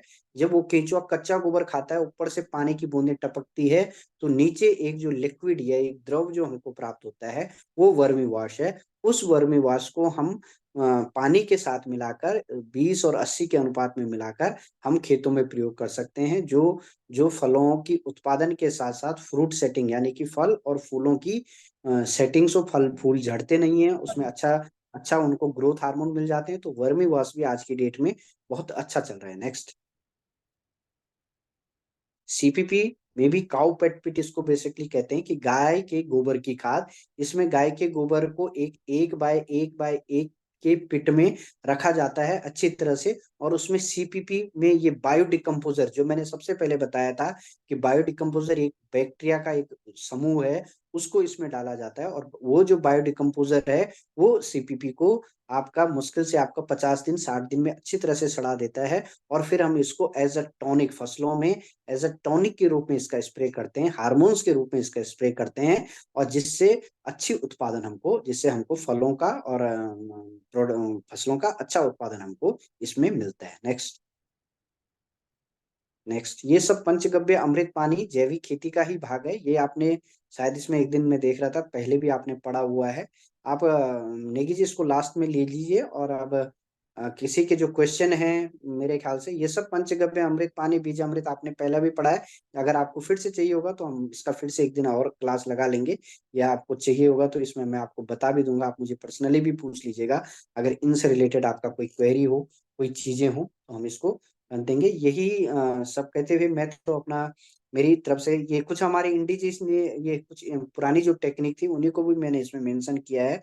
और इसी के साथ मैं ये अपना लेक्चर समाप्त करता हूँ। आपके जो क्वेश्चन हो, या नेगी जी अगर आप इसको आगे करना चाहें तो थैंक्स, धन्यवाद आप सबका। बहुत बहुत धन्यवाद सर। आप सीधे प्रश्नों पे चलते हैं। अ, अब अगर आपका प्रश्न है, जो भी सर ने अभी तक जो भी जैविक खेती के बारे में जो विचार रखे हैं, जो टेक्नोलॉजी बताई है, आप उससे संबंधित प्रश्न पूछ सकते हैं, कोई भी। जी सादर प्रहलाद सर, मैं सुंदर अन्ना पिथौरागढ़ से।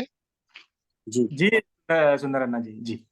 जी, सभी को मेरी प्रणाम सर। मैं एक चीज जानना चाह रहा हूँ कि सरकार ने हमारे विकास खंड के जो हमारी ग्राम सभा है, इसको जैविक जी। घोषित किया था, हम्म। जी जी। जिसके अंतर्गत हमें कई जैविक खादें या फिर और भी जो कल्चर वगैरह मिले थे, जिसका हम प्रयोग करते आ रहे हैं। हम्म। इसी दौरान पीजीएस इंडिया नाम की कोई हम्म। कंपनी है, पीजीएस इंडिया हम्म। ने हमको 2 साल का जैविक का सर्टिफिकेशन दिया, लगातार पहले वर्ष में और दूसरे वर्ष में। जी। तो सर, इसकी क्या उपयोगिता है, क्या मान्यता है? मतलब इसको हम कब तक इसके आधार पर अपने प्रोडक्ट को बेच सकते हैं जैविक के रूप में? देखिए, पीजीएस मतलब पार्टिसिपेटरी गारंटी सिस्टम, यानी कि सामूहिक सहभागिता प्रणाली। भारत सरकार की योजना है परंपरागत कृषि विकास योजना। परंपरागत कृषि विकास योजना में जो आपको प्रमाण पत्र मिले हैं, इसमें आपका एक समूह बना होगा। उस समूह ने जो आपने जो भी अपने क्षेत्र में उगाया है, जो भी अपने में उगाया है, उसको आपको पीजीएस का प्रमाण पत्र मिला है। पीजीएस प्रमाण पत्र का मतलब यह है कि आप अब एक जैविक किसान हैं और डोमेस्टिक मार्केट में, यानी कि भारत के अंदर कहीं भी अपने उत्पादों को जैविक के रूप में बेच सकते हैं। आप फिर से समझिए, दो तरह का प्रमाणीकरण होता है। एक होता है थर्ड पार्टी सर्टिफिकेशन, या जिसको कहेंगे तृतीय पक्ष प्रमाणीकरण।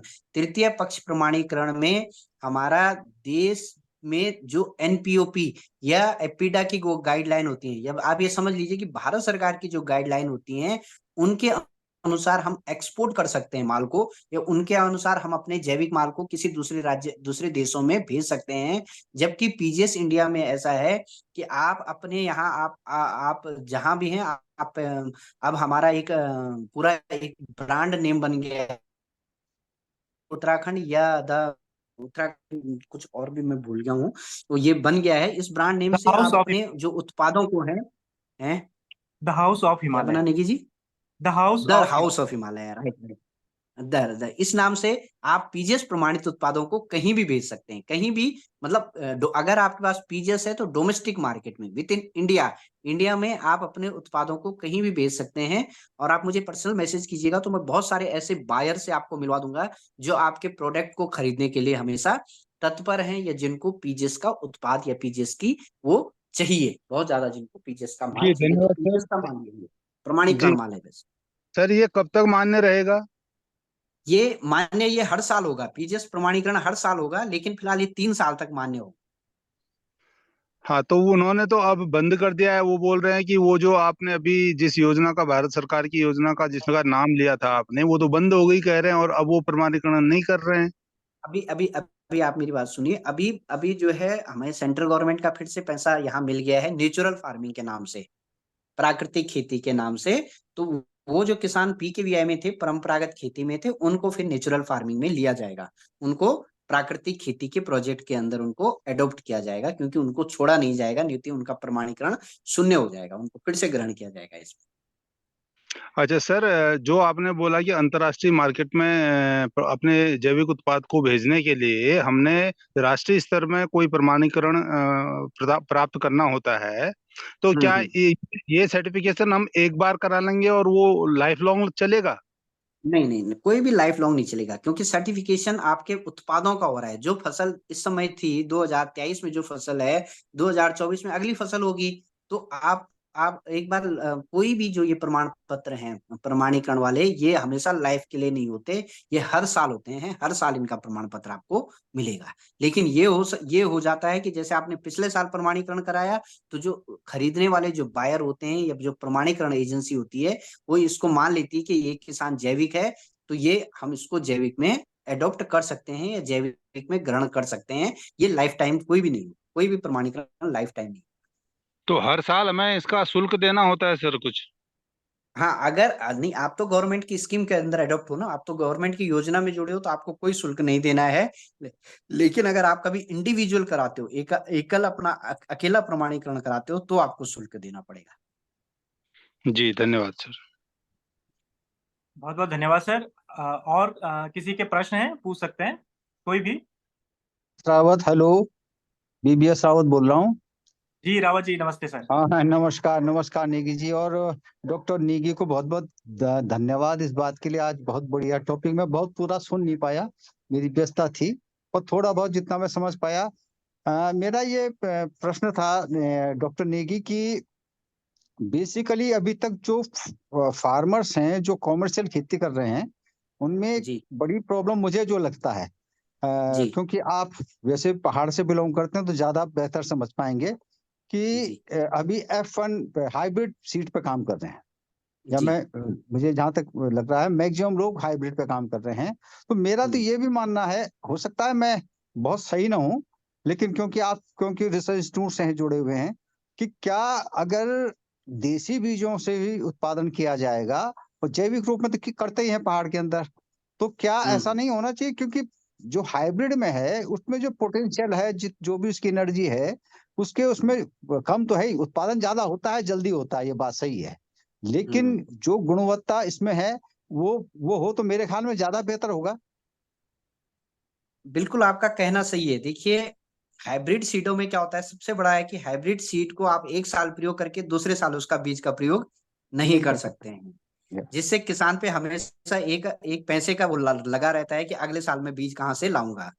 जबकि जो हमारे जो ट्रेडिशनल सीड थे, बीज सीड थे, ये न जाने कितने सालों से चल रहे हैं। रावत जी, आप अच्छी तरह से वाकिफ हैं, 1 साल 2 साल न जाने कितने सालों से चल रहे हैं।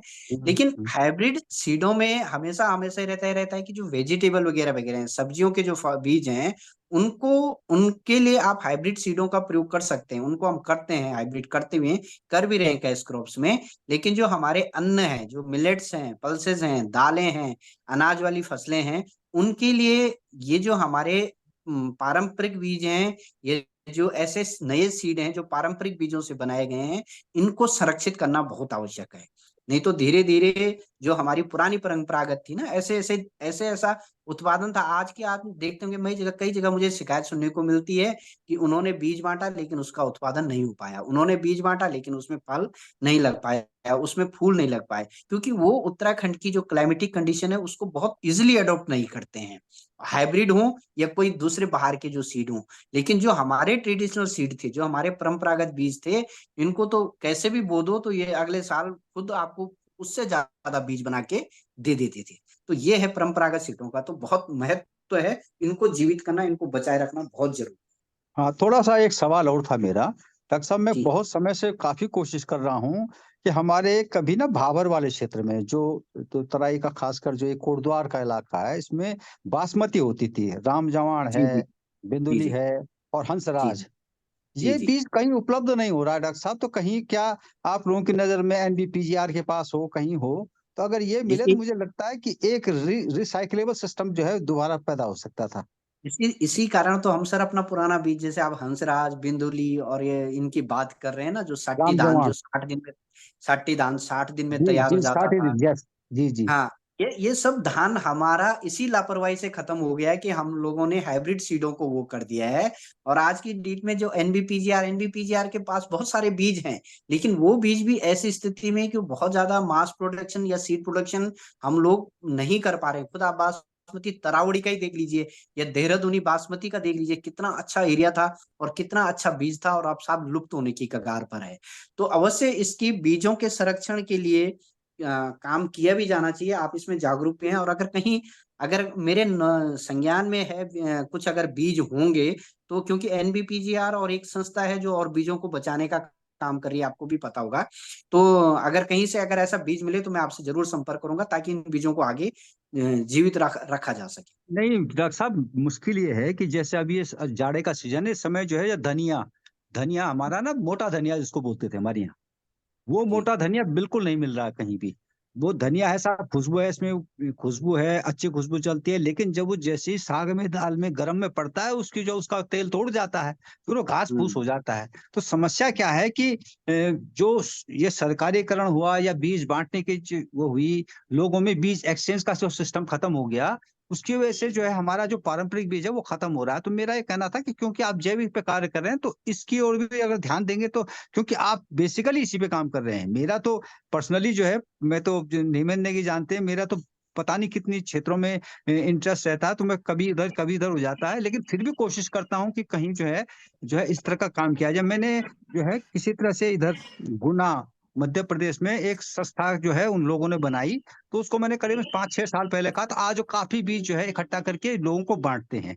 तो मेरा कहना था कि नेगी जी, अगर आप लोगों के प्रयास से, हेमेंद्र नेगी जी के प्रयास से, या हम सब लोग मिल कर के एक ऐसा बीज बैंक बनाने की कोशिश करें, तो शायद मेरे ख्याल में ज़्यादा बेहतर हो पाएगा।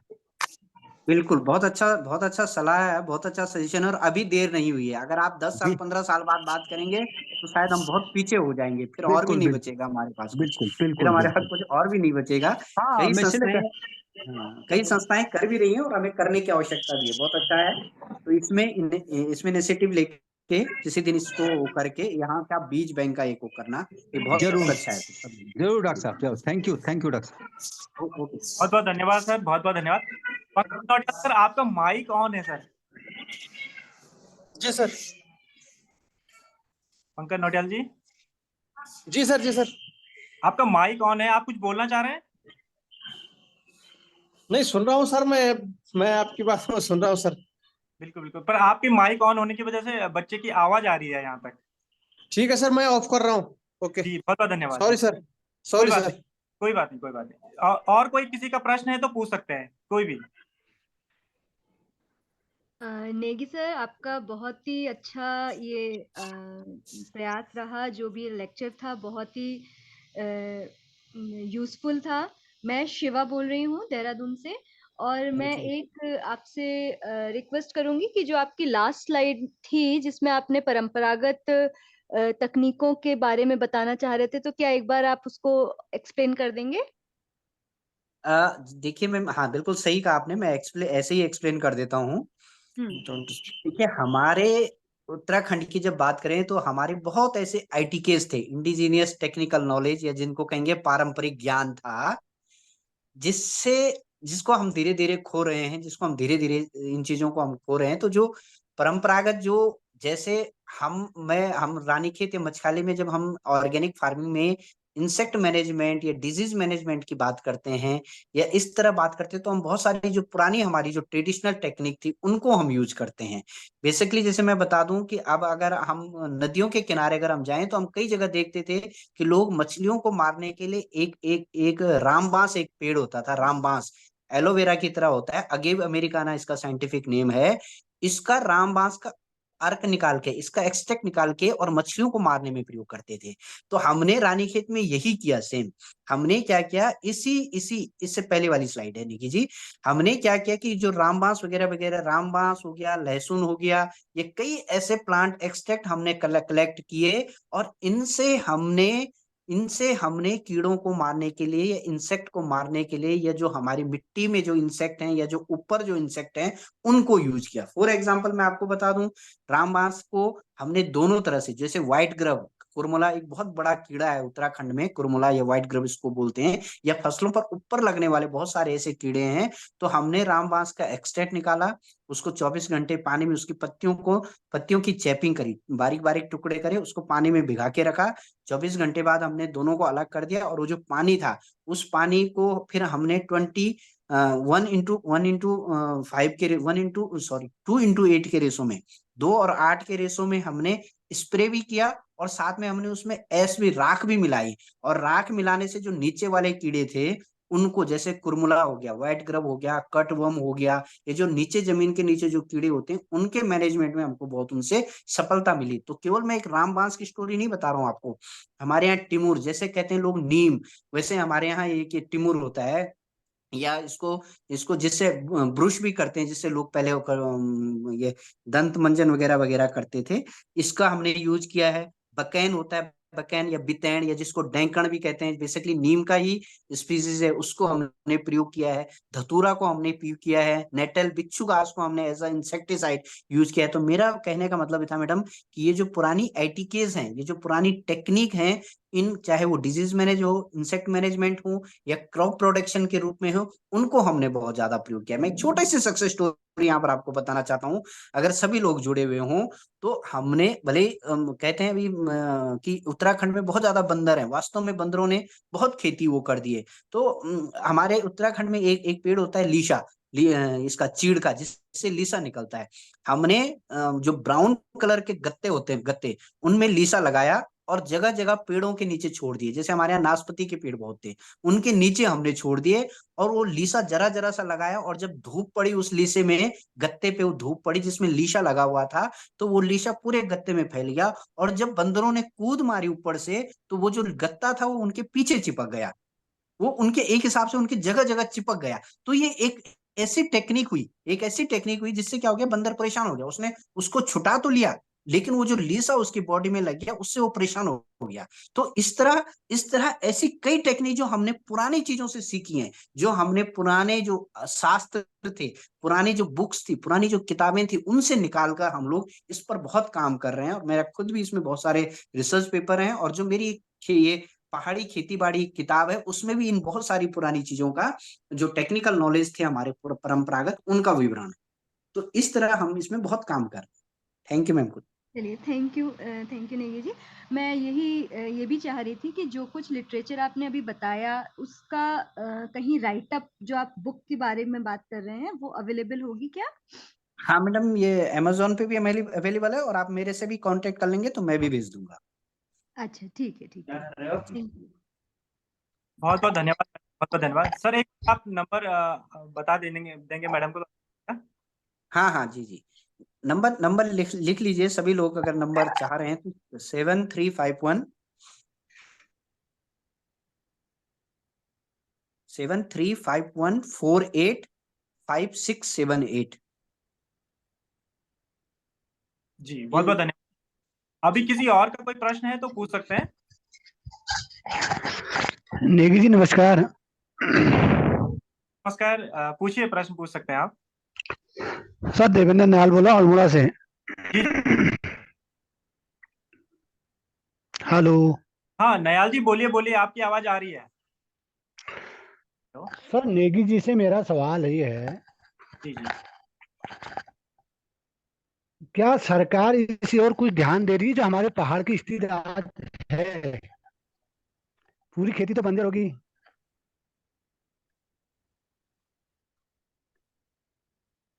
इस और कुछ ध्यान दे रही है या खाली कागजी कार्रवाई हो रही है?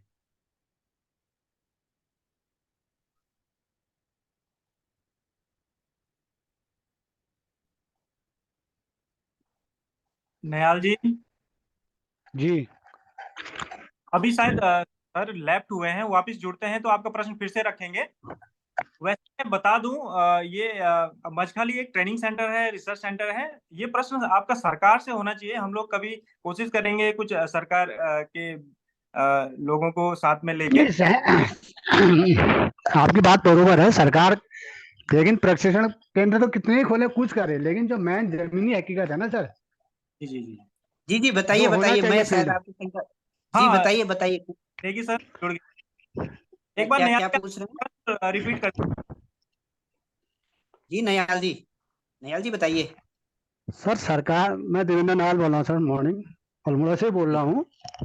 जी जी नयाल सर सरकार की इतनी घोषणाएं हो रही हैं जैविक खेती जी पे, इस पे हो रही है ना, जो एक्चुअली फील्ड में होना चाहिए।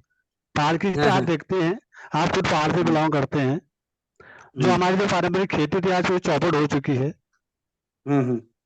इस ओर तो कोई ध्यान है नहीं उनका।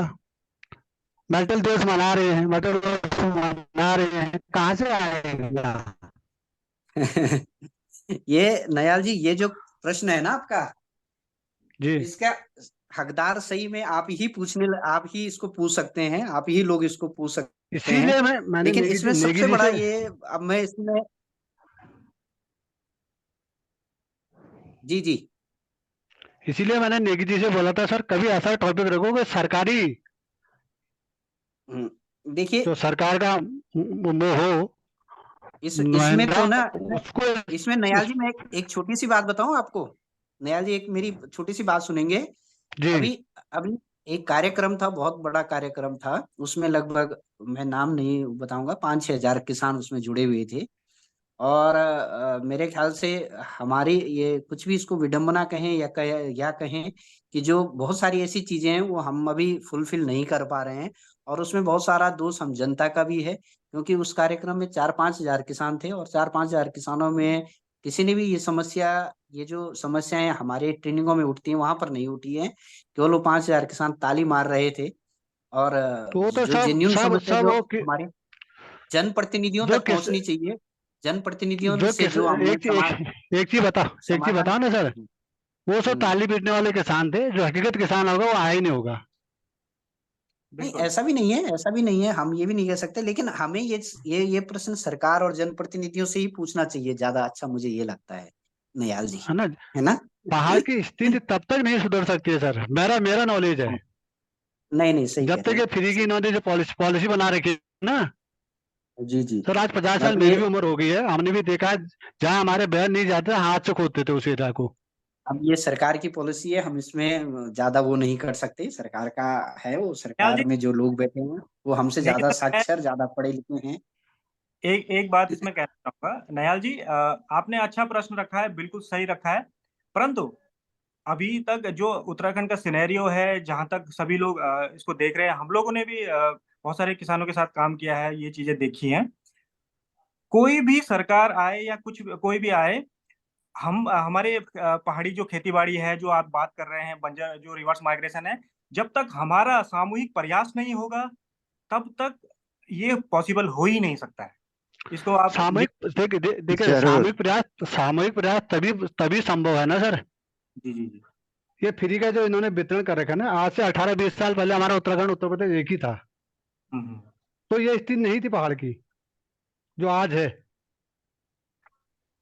देखिए, ठीक है, वो बात आपकी सही है। आप, मैंने पिछली बार भी बोला था, अभी भी बोल रहा हूँ, अगर ऐसा होता तो क्या हमारे माल्टा को 23 साल बाद आज जीआई टैग मिलता?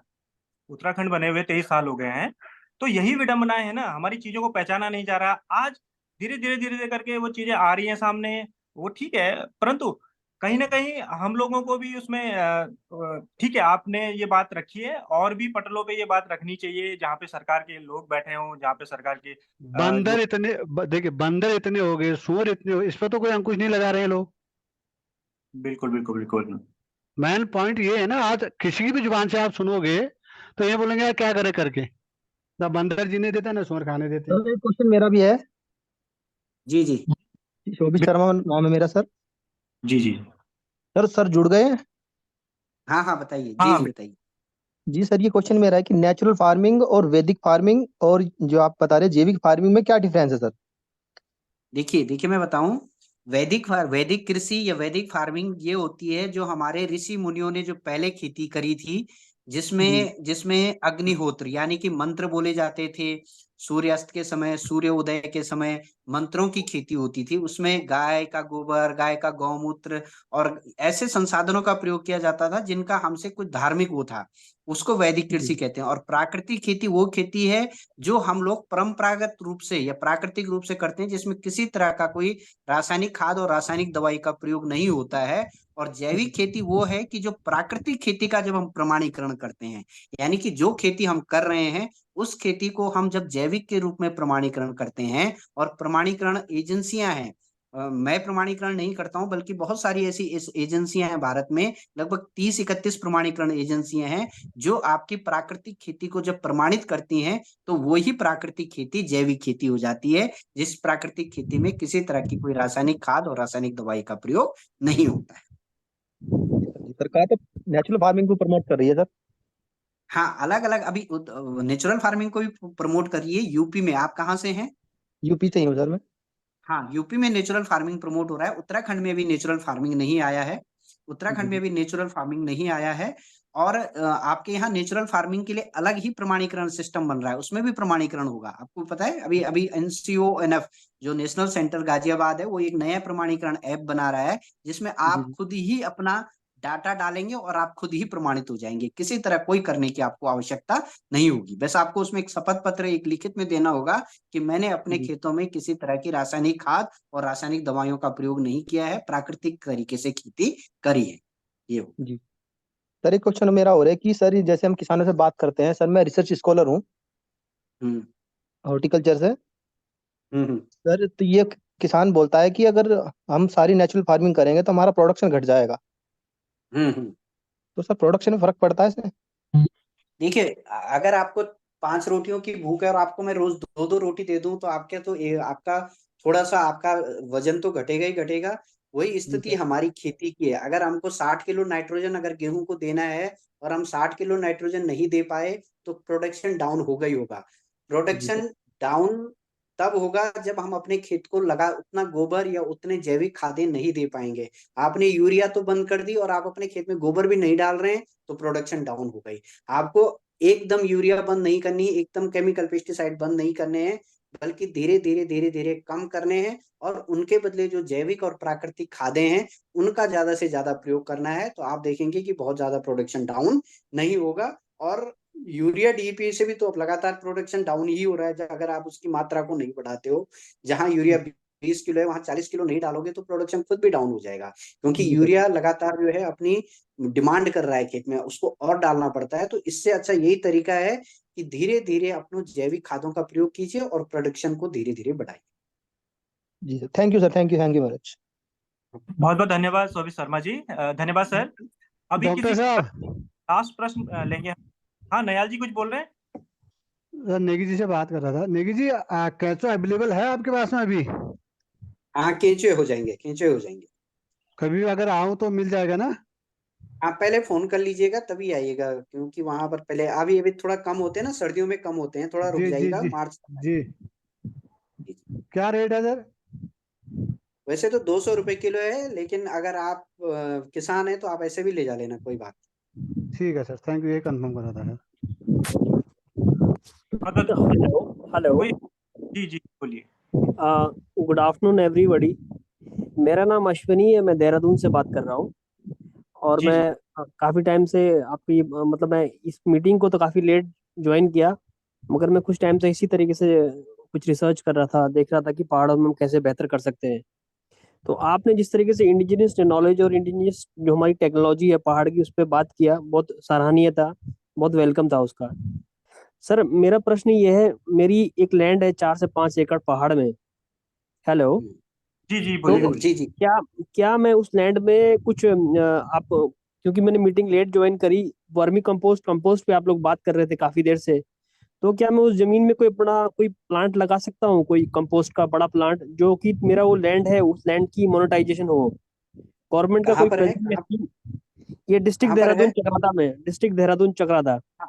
हाँ कर सकते हैं, क्योंकि आपका देहरादून हेडक्वार्टर से नजदीक है, तो आप कंपोस्ट का वहां पर कर सकते हैं। ऑर्गेनिक प्रोडक्ट क्योंकि चक्राता में आपका राजमा अच्छी होती है, बहुत सारे ऐसे प्रोडक्ट हैं, मूली अच्छी होती हैं, अखरोट अच्छा होता है, बहुत अच्छी चीजें हैं। तो आप ऑर्गेनिक प्रोडक्ट का भी शुरू कर सकते हैं, ऑर्गेनिक कंपोस्ट का भी शुरू कर सकते हैं।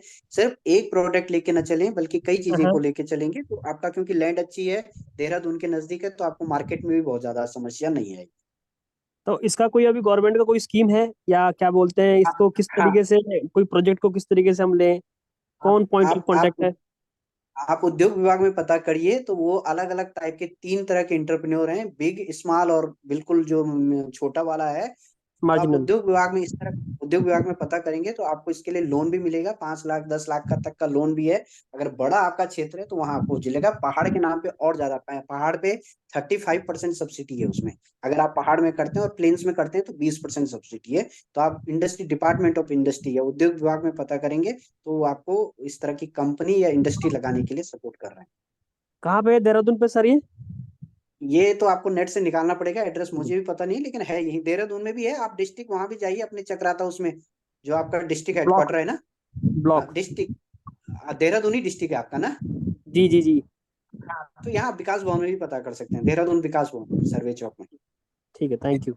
अश्विन जी, मैं एक चीज ऐड करना चाहूंगा, सर ने बहुत अच्छा बताया है। अभी केवी के ढकरानी जो है वहाँ पे किरण पंत मैडम है, डॉक्टर किरण पंत मैम, उन्होंने एक आर्टिकल, एक लेडी है वही देहरादून के पास में, पाल मैडम है कोई, वो वर्मी का काम कर रही हैं। उन्होंने हाँ। उनका नाम मुझे अभी याद नहीं आ रहा, मैं ग्रुप में डाल दूंगा। उनका हमने आर्टिकल भी पब्लिश किया है अपनी मैगजीन में। तो आप केवी के ढकरानी में जो किरण मैडम है उनसे जरूर मिलिए। उनका नंबर भी अगर चाहिए होगा तो आप मेरे से संपर्क करिएगा, मैं उनका नंबर भी दे दूंगा आपको। तो दैट विल बी ग्रेट। वो लेडी जो है पाल मैडम, वो बहुत बड़े लेवल में कर रही हैं, मतलब देहरादून की जितनी नर्सरीज हैं उनसे वर्मी कंपोस्ट खरीदती है, तो उनका करोड़ों का टर्नओवर है। तो वो आपको और अच्छा गाइड कर सकती है। वर्मी कंपोस्ट में ही? बिल्कुल बिल्कुल, बहुत बड़े लेवल पे कर रही हैं। उनका आर्टिकल भी पढ़िएगा हमारी मैगजीन में। अभी हमारा जो 8th इश्यू था उसमें हमने उनका आर्टिकल भी पब्लिश किया है। अच्छा, उन मैम का नाम क्या कह रहे हैं आप? मैम पाल मैम? वो कोई पाल मैडम है, और जो केवीके ढकरानी में जो मैडम है डॉक्टर किरण राणा, सॉरी जी जी, डॉक्टर पंत, डॉक्टर किरण पंत। ठीक है जी, सर, अब ये हम शुक्रिया। लोग लास्ट प्रश्न लेंगे, उसके बाद इस सेशन को वाइंड अप करेंगे। तो कोई भी आप लास्ट प्रश्न पूछ सकते हैं अपना, एक अंतिम प्रश्न लेंगे हम,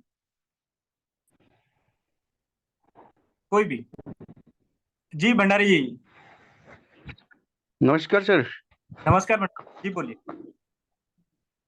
आप सबको नमस्कार, नेगी जी और हमारे जो भी विशेषज्ञ हैं। केवल बागेश्वर से मैं बात कर रहा हूँ। मुझे ये जानकारी थोड़ा सा चाहिए थी कि जो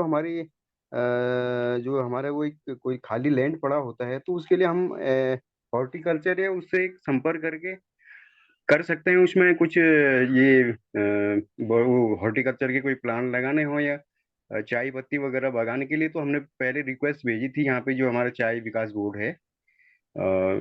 तो उसमें प्रोसेस का कुछ मुझे ज्यादा क्लियर नहीं हो पाया था कि जो मृदा परीक्षण जो होता है, सॉइल टेस्टिंग, उसके लिए हमने रिक्वेस्ट किया था, लेकिन विभाग से कोई भी नहीं आ पाया है। उसका कारण या उसमें क्या थोड़ा इजी वे हो सकता है जो आपकी जानकारी के अनुसार, कि हम कैसे थोड़ा उसको इजी प्रोसेस में करवा सकते हैं, कि जो हमारा जो खाली लैंड पड़ा है लगभग 15-20 नाली, तो उसमें एक संयुक्त रूप से हम पूर्वी ढाल की खेती, वो जमीन जो है ना, तो उसमें हमारा कौन सा बेहतर हो सकता है? चाय अच्छा हो सकता है या फल वृक्ष के जो ये एक छोटा सा बागान वो लगा सकते हैं, उसके लिए सुझाव जी दे सकते हैं भंडारी जी, कोई भी आपका विशेष? किस ऊंचाई पर है? किस ऊंचाई पर क्षेत्र है आपका?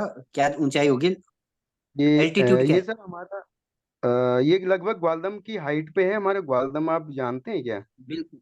आपको पता है ग्वालदम और कौशानी चाय के लिए बहुत अच्छा है। अगर आप एक बार इसका कोसी में ना, कोसी कटारमल में एक मृदा लैब है, वहां भी आप परीक्षण करवा लीजिए। हम्म। वहां भी आप इसका एक बार मृदा का परीक्षण करवा लीजिए। और बाकी आपका जो कौशानी और ग्वालदम वाली जो एल्टीट्यूड है, यहाँ पर बहुत अच्छी चाय होती है, चाय की खेती हो सकती है। और चाय के अगर आप इसके अलावा आप अगर और भी फ्रूट्स में जाना चाहें, जैसे आप कीवी में जाना चाहते हैं या किसी और ऐसे सीजनल फ्रूट्स में जा सकते हैं, तो वहां भी स्कोप है। लेकिन उसके लिए पहले आपको पता है कि आपको पूरा हॉर्टिकल्चर में भी एप्पल मिशन या बागवानी मिशन करके एक हॉर्टिकल्चर मिनी मिशन करके एक प्रोजेक्ट चल रहा है। वो भी पूरा एक बागवान एडॉप्ट करते हैं, पूरा बाग में उनका पूरी वहां के लिए प्लांटेशन वगैरह वगैरह कराते हैं, वहां के चारों तरफ बाउंड्री कराते हैं। तो आप हॉर्टिकल्चर डिपार्टमेंट में भी पूछिए। अगर आप बागेश्वर जनपद में आते हैं तो वहाँ बागेश्वर विकास भवन में जो CHO है, मुख्य विज्ञान अधिकारी, उनके थ्रू आप बात कर सकते हैं। और रही बात सॉयल सैंपल की, तो ये कोसी कटारमल अल्मोड़ा में एक मृदा लैब है, वहां जाकर भी आप अपने सैंपल दे सकते हैं अगर विभाग के थ्रू आपका टेस्टिंग नहीं हुआ है। वैसे हो गया होगा, पर अगर नहीं हुआ है तो आप वहां जाकर भी इसको करा सकते हैं।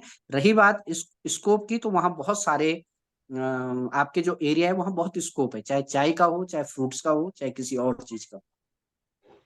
Okay, sure, thank you so much sir. बहुत बहुत धन्यवाद सर। अभी थैंक यू सर। बहुत बहुत धन्यवाद। अभी हम लोग लगभग 1 घंटा 40 मिनट हो चुके हैं इस सेशन को। अभी इसको वाइंड अप करने का समय आ गया है। तो सबसे पहले मैं धन्यवाद करना चाहूंगा हमारे डॉक्टर देवेंद्र नेगी जी का, जिन्होंने अपने बिजी शेड्यूल से समय निकाला, और आज जो सेशन था कहीं ना कहीं बहुत ही ज्ञानवर्धक था। सभी लोगों को बहुत ज्यादा आज एक जैविक खेती के बारे में क्लैरिटी आई होगी, और जो लोग नए जुड़े हैं उनको भी, क्योंकि हम लोगों के पास, जैसे सर ने बोला है कि उत्तराखंड से ही ये कारवा शुरू हुआ है, तो हमारे उत्तराखंड में इस चीज को अडॉप्ट होना बहुत जरूरी है। हम लोग के पास जो ज्ञान है, हम लोगों के पास जो टेक्नोलॉजीज है, उसको कहीं ना कहीं हम लोगों को ही पहले अडॉप्ट करना पड़ेगा। उसके लिए हमें सीरियसली उस चीज को अपने संज्ञान में लेना भी पड़ेगा। सर ने जैसे बताया कि अभी जो जैविक खेती का जो प्रमाणीकरण है, दो तरह की उसकी प्रोसेस है, PGS और जो दूसरा उन्होंने बताया है, तो उसमें बेसिकली उसमें जो अभी जैविक खेती के जो फार्मर हैं उनको सरकार ने अब नेचुरल फार्मिंग जो प्राकृतिक खेती है उसमें ले लिया है। तो वो भी एक उम्दा विषय था, सभी लोगों को वो क्लैरिटी आई होगी कि भाई अभी हम लोग प्राकृतिक खेती में जो योजना है उसके अंतर्गत अपना पूरा जो प्रमाणीकरण है या जो सरकार की योजनाएं हैं उसके अंतर्गत हम लोग उसका लाभ ले सकते हैं। सर ने बहुत सारे पुरानी टेक्नोलॉजीज को बताया है, जो हमारी परंपरागत जो विधियां थी, जो आज कहीं ना कहीं हम लोगों ने उनको भुला दिया है। बहुत सारी जैसे रावत सर ने, बृजभूषण रावत सर ने बताया कि भाई जो हमारे बीज हैं, वो बीज कहीं ना कहीं अब मिल नहीं रहे हैं। ये बहुत बड़ा विषय है और कहीं ना कहीं किसी को इंदु देवी जी,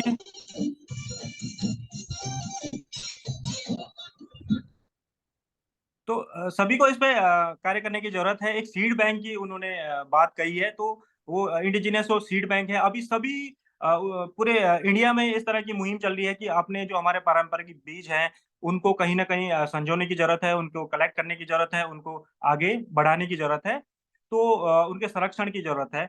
और भी सारे बहुत सारी चीजों पे सर ने प्रकाश डाला है। जैविक खेती के अंतर्गत आप लोगों को अगर और अधिक प्रशिक्षण की आवश्यकता है तो आप मछखाली सेंटर में संपर्क कर सकते हैं। वहाँ पे बहुत सारे इस तरह के प्रशिक्षण कार्यक्रम आयोजित होते हैं। इस सेशन के संबंध में मैं और चीजें बता देना चाहता हूँ कि जो आज की जो सर ने प्रेजेंटेशन की है उसकी पीपीटी आपको ग्रुप में उपलब्ध हो जाएगी।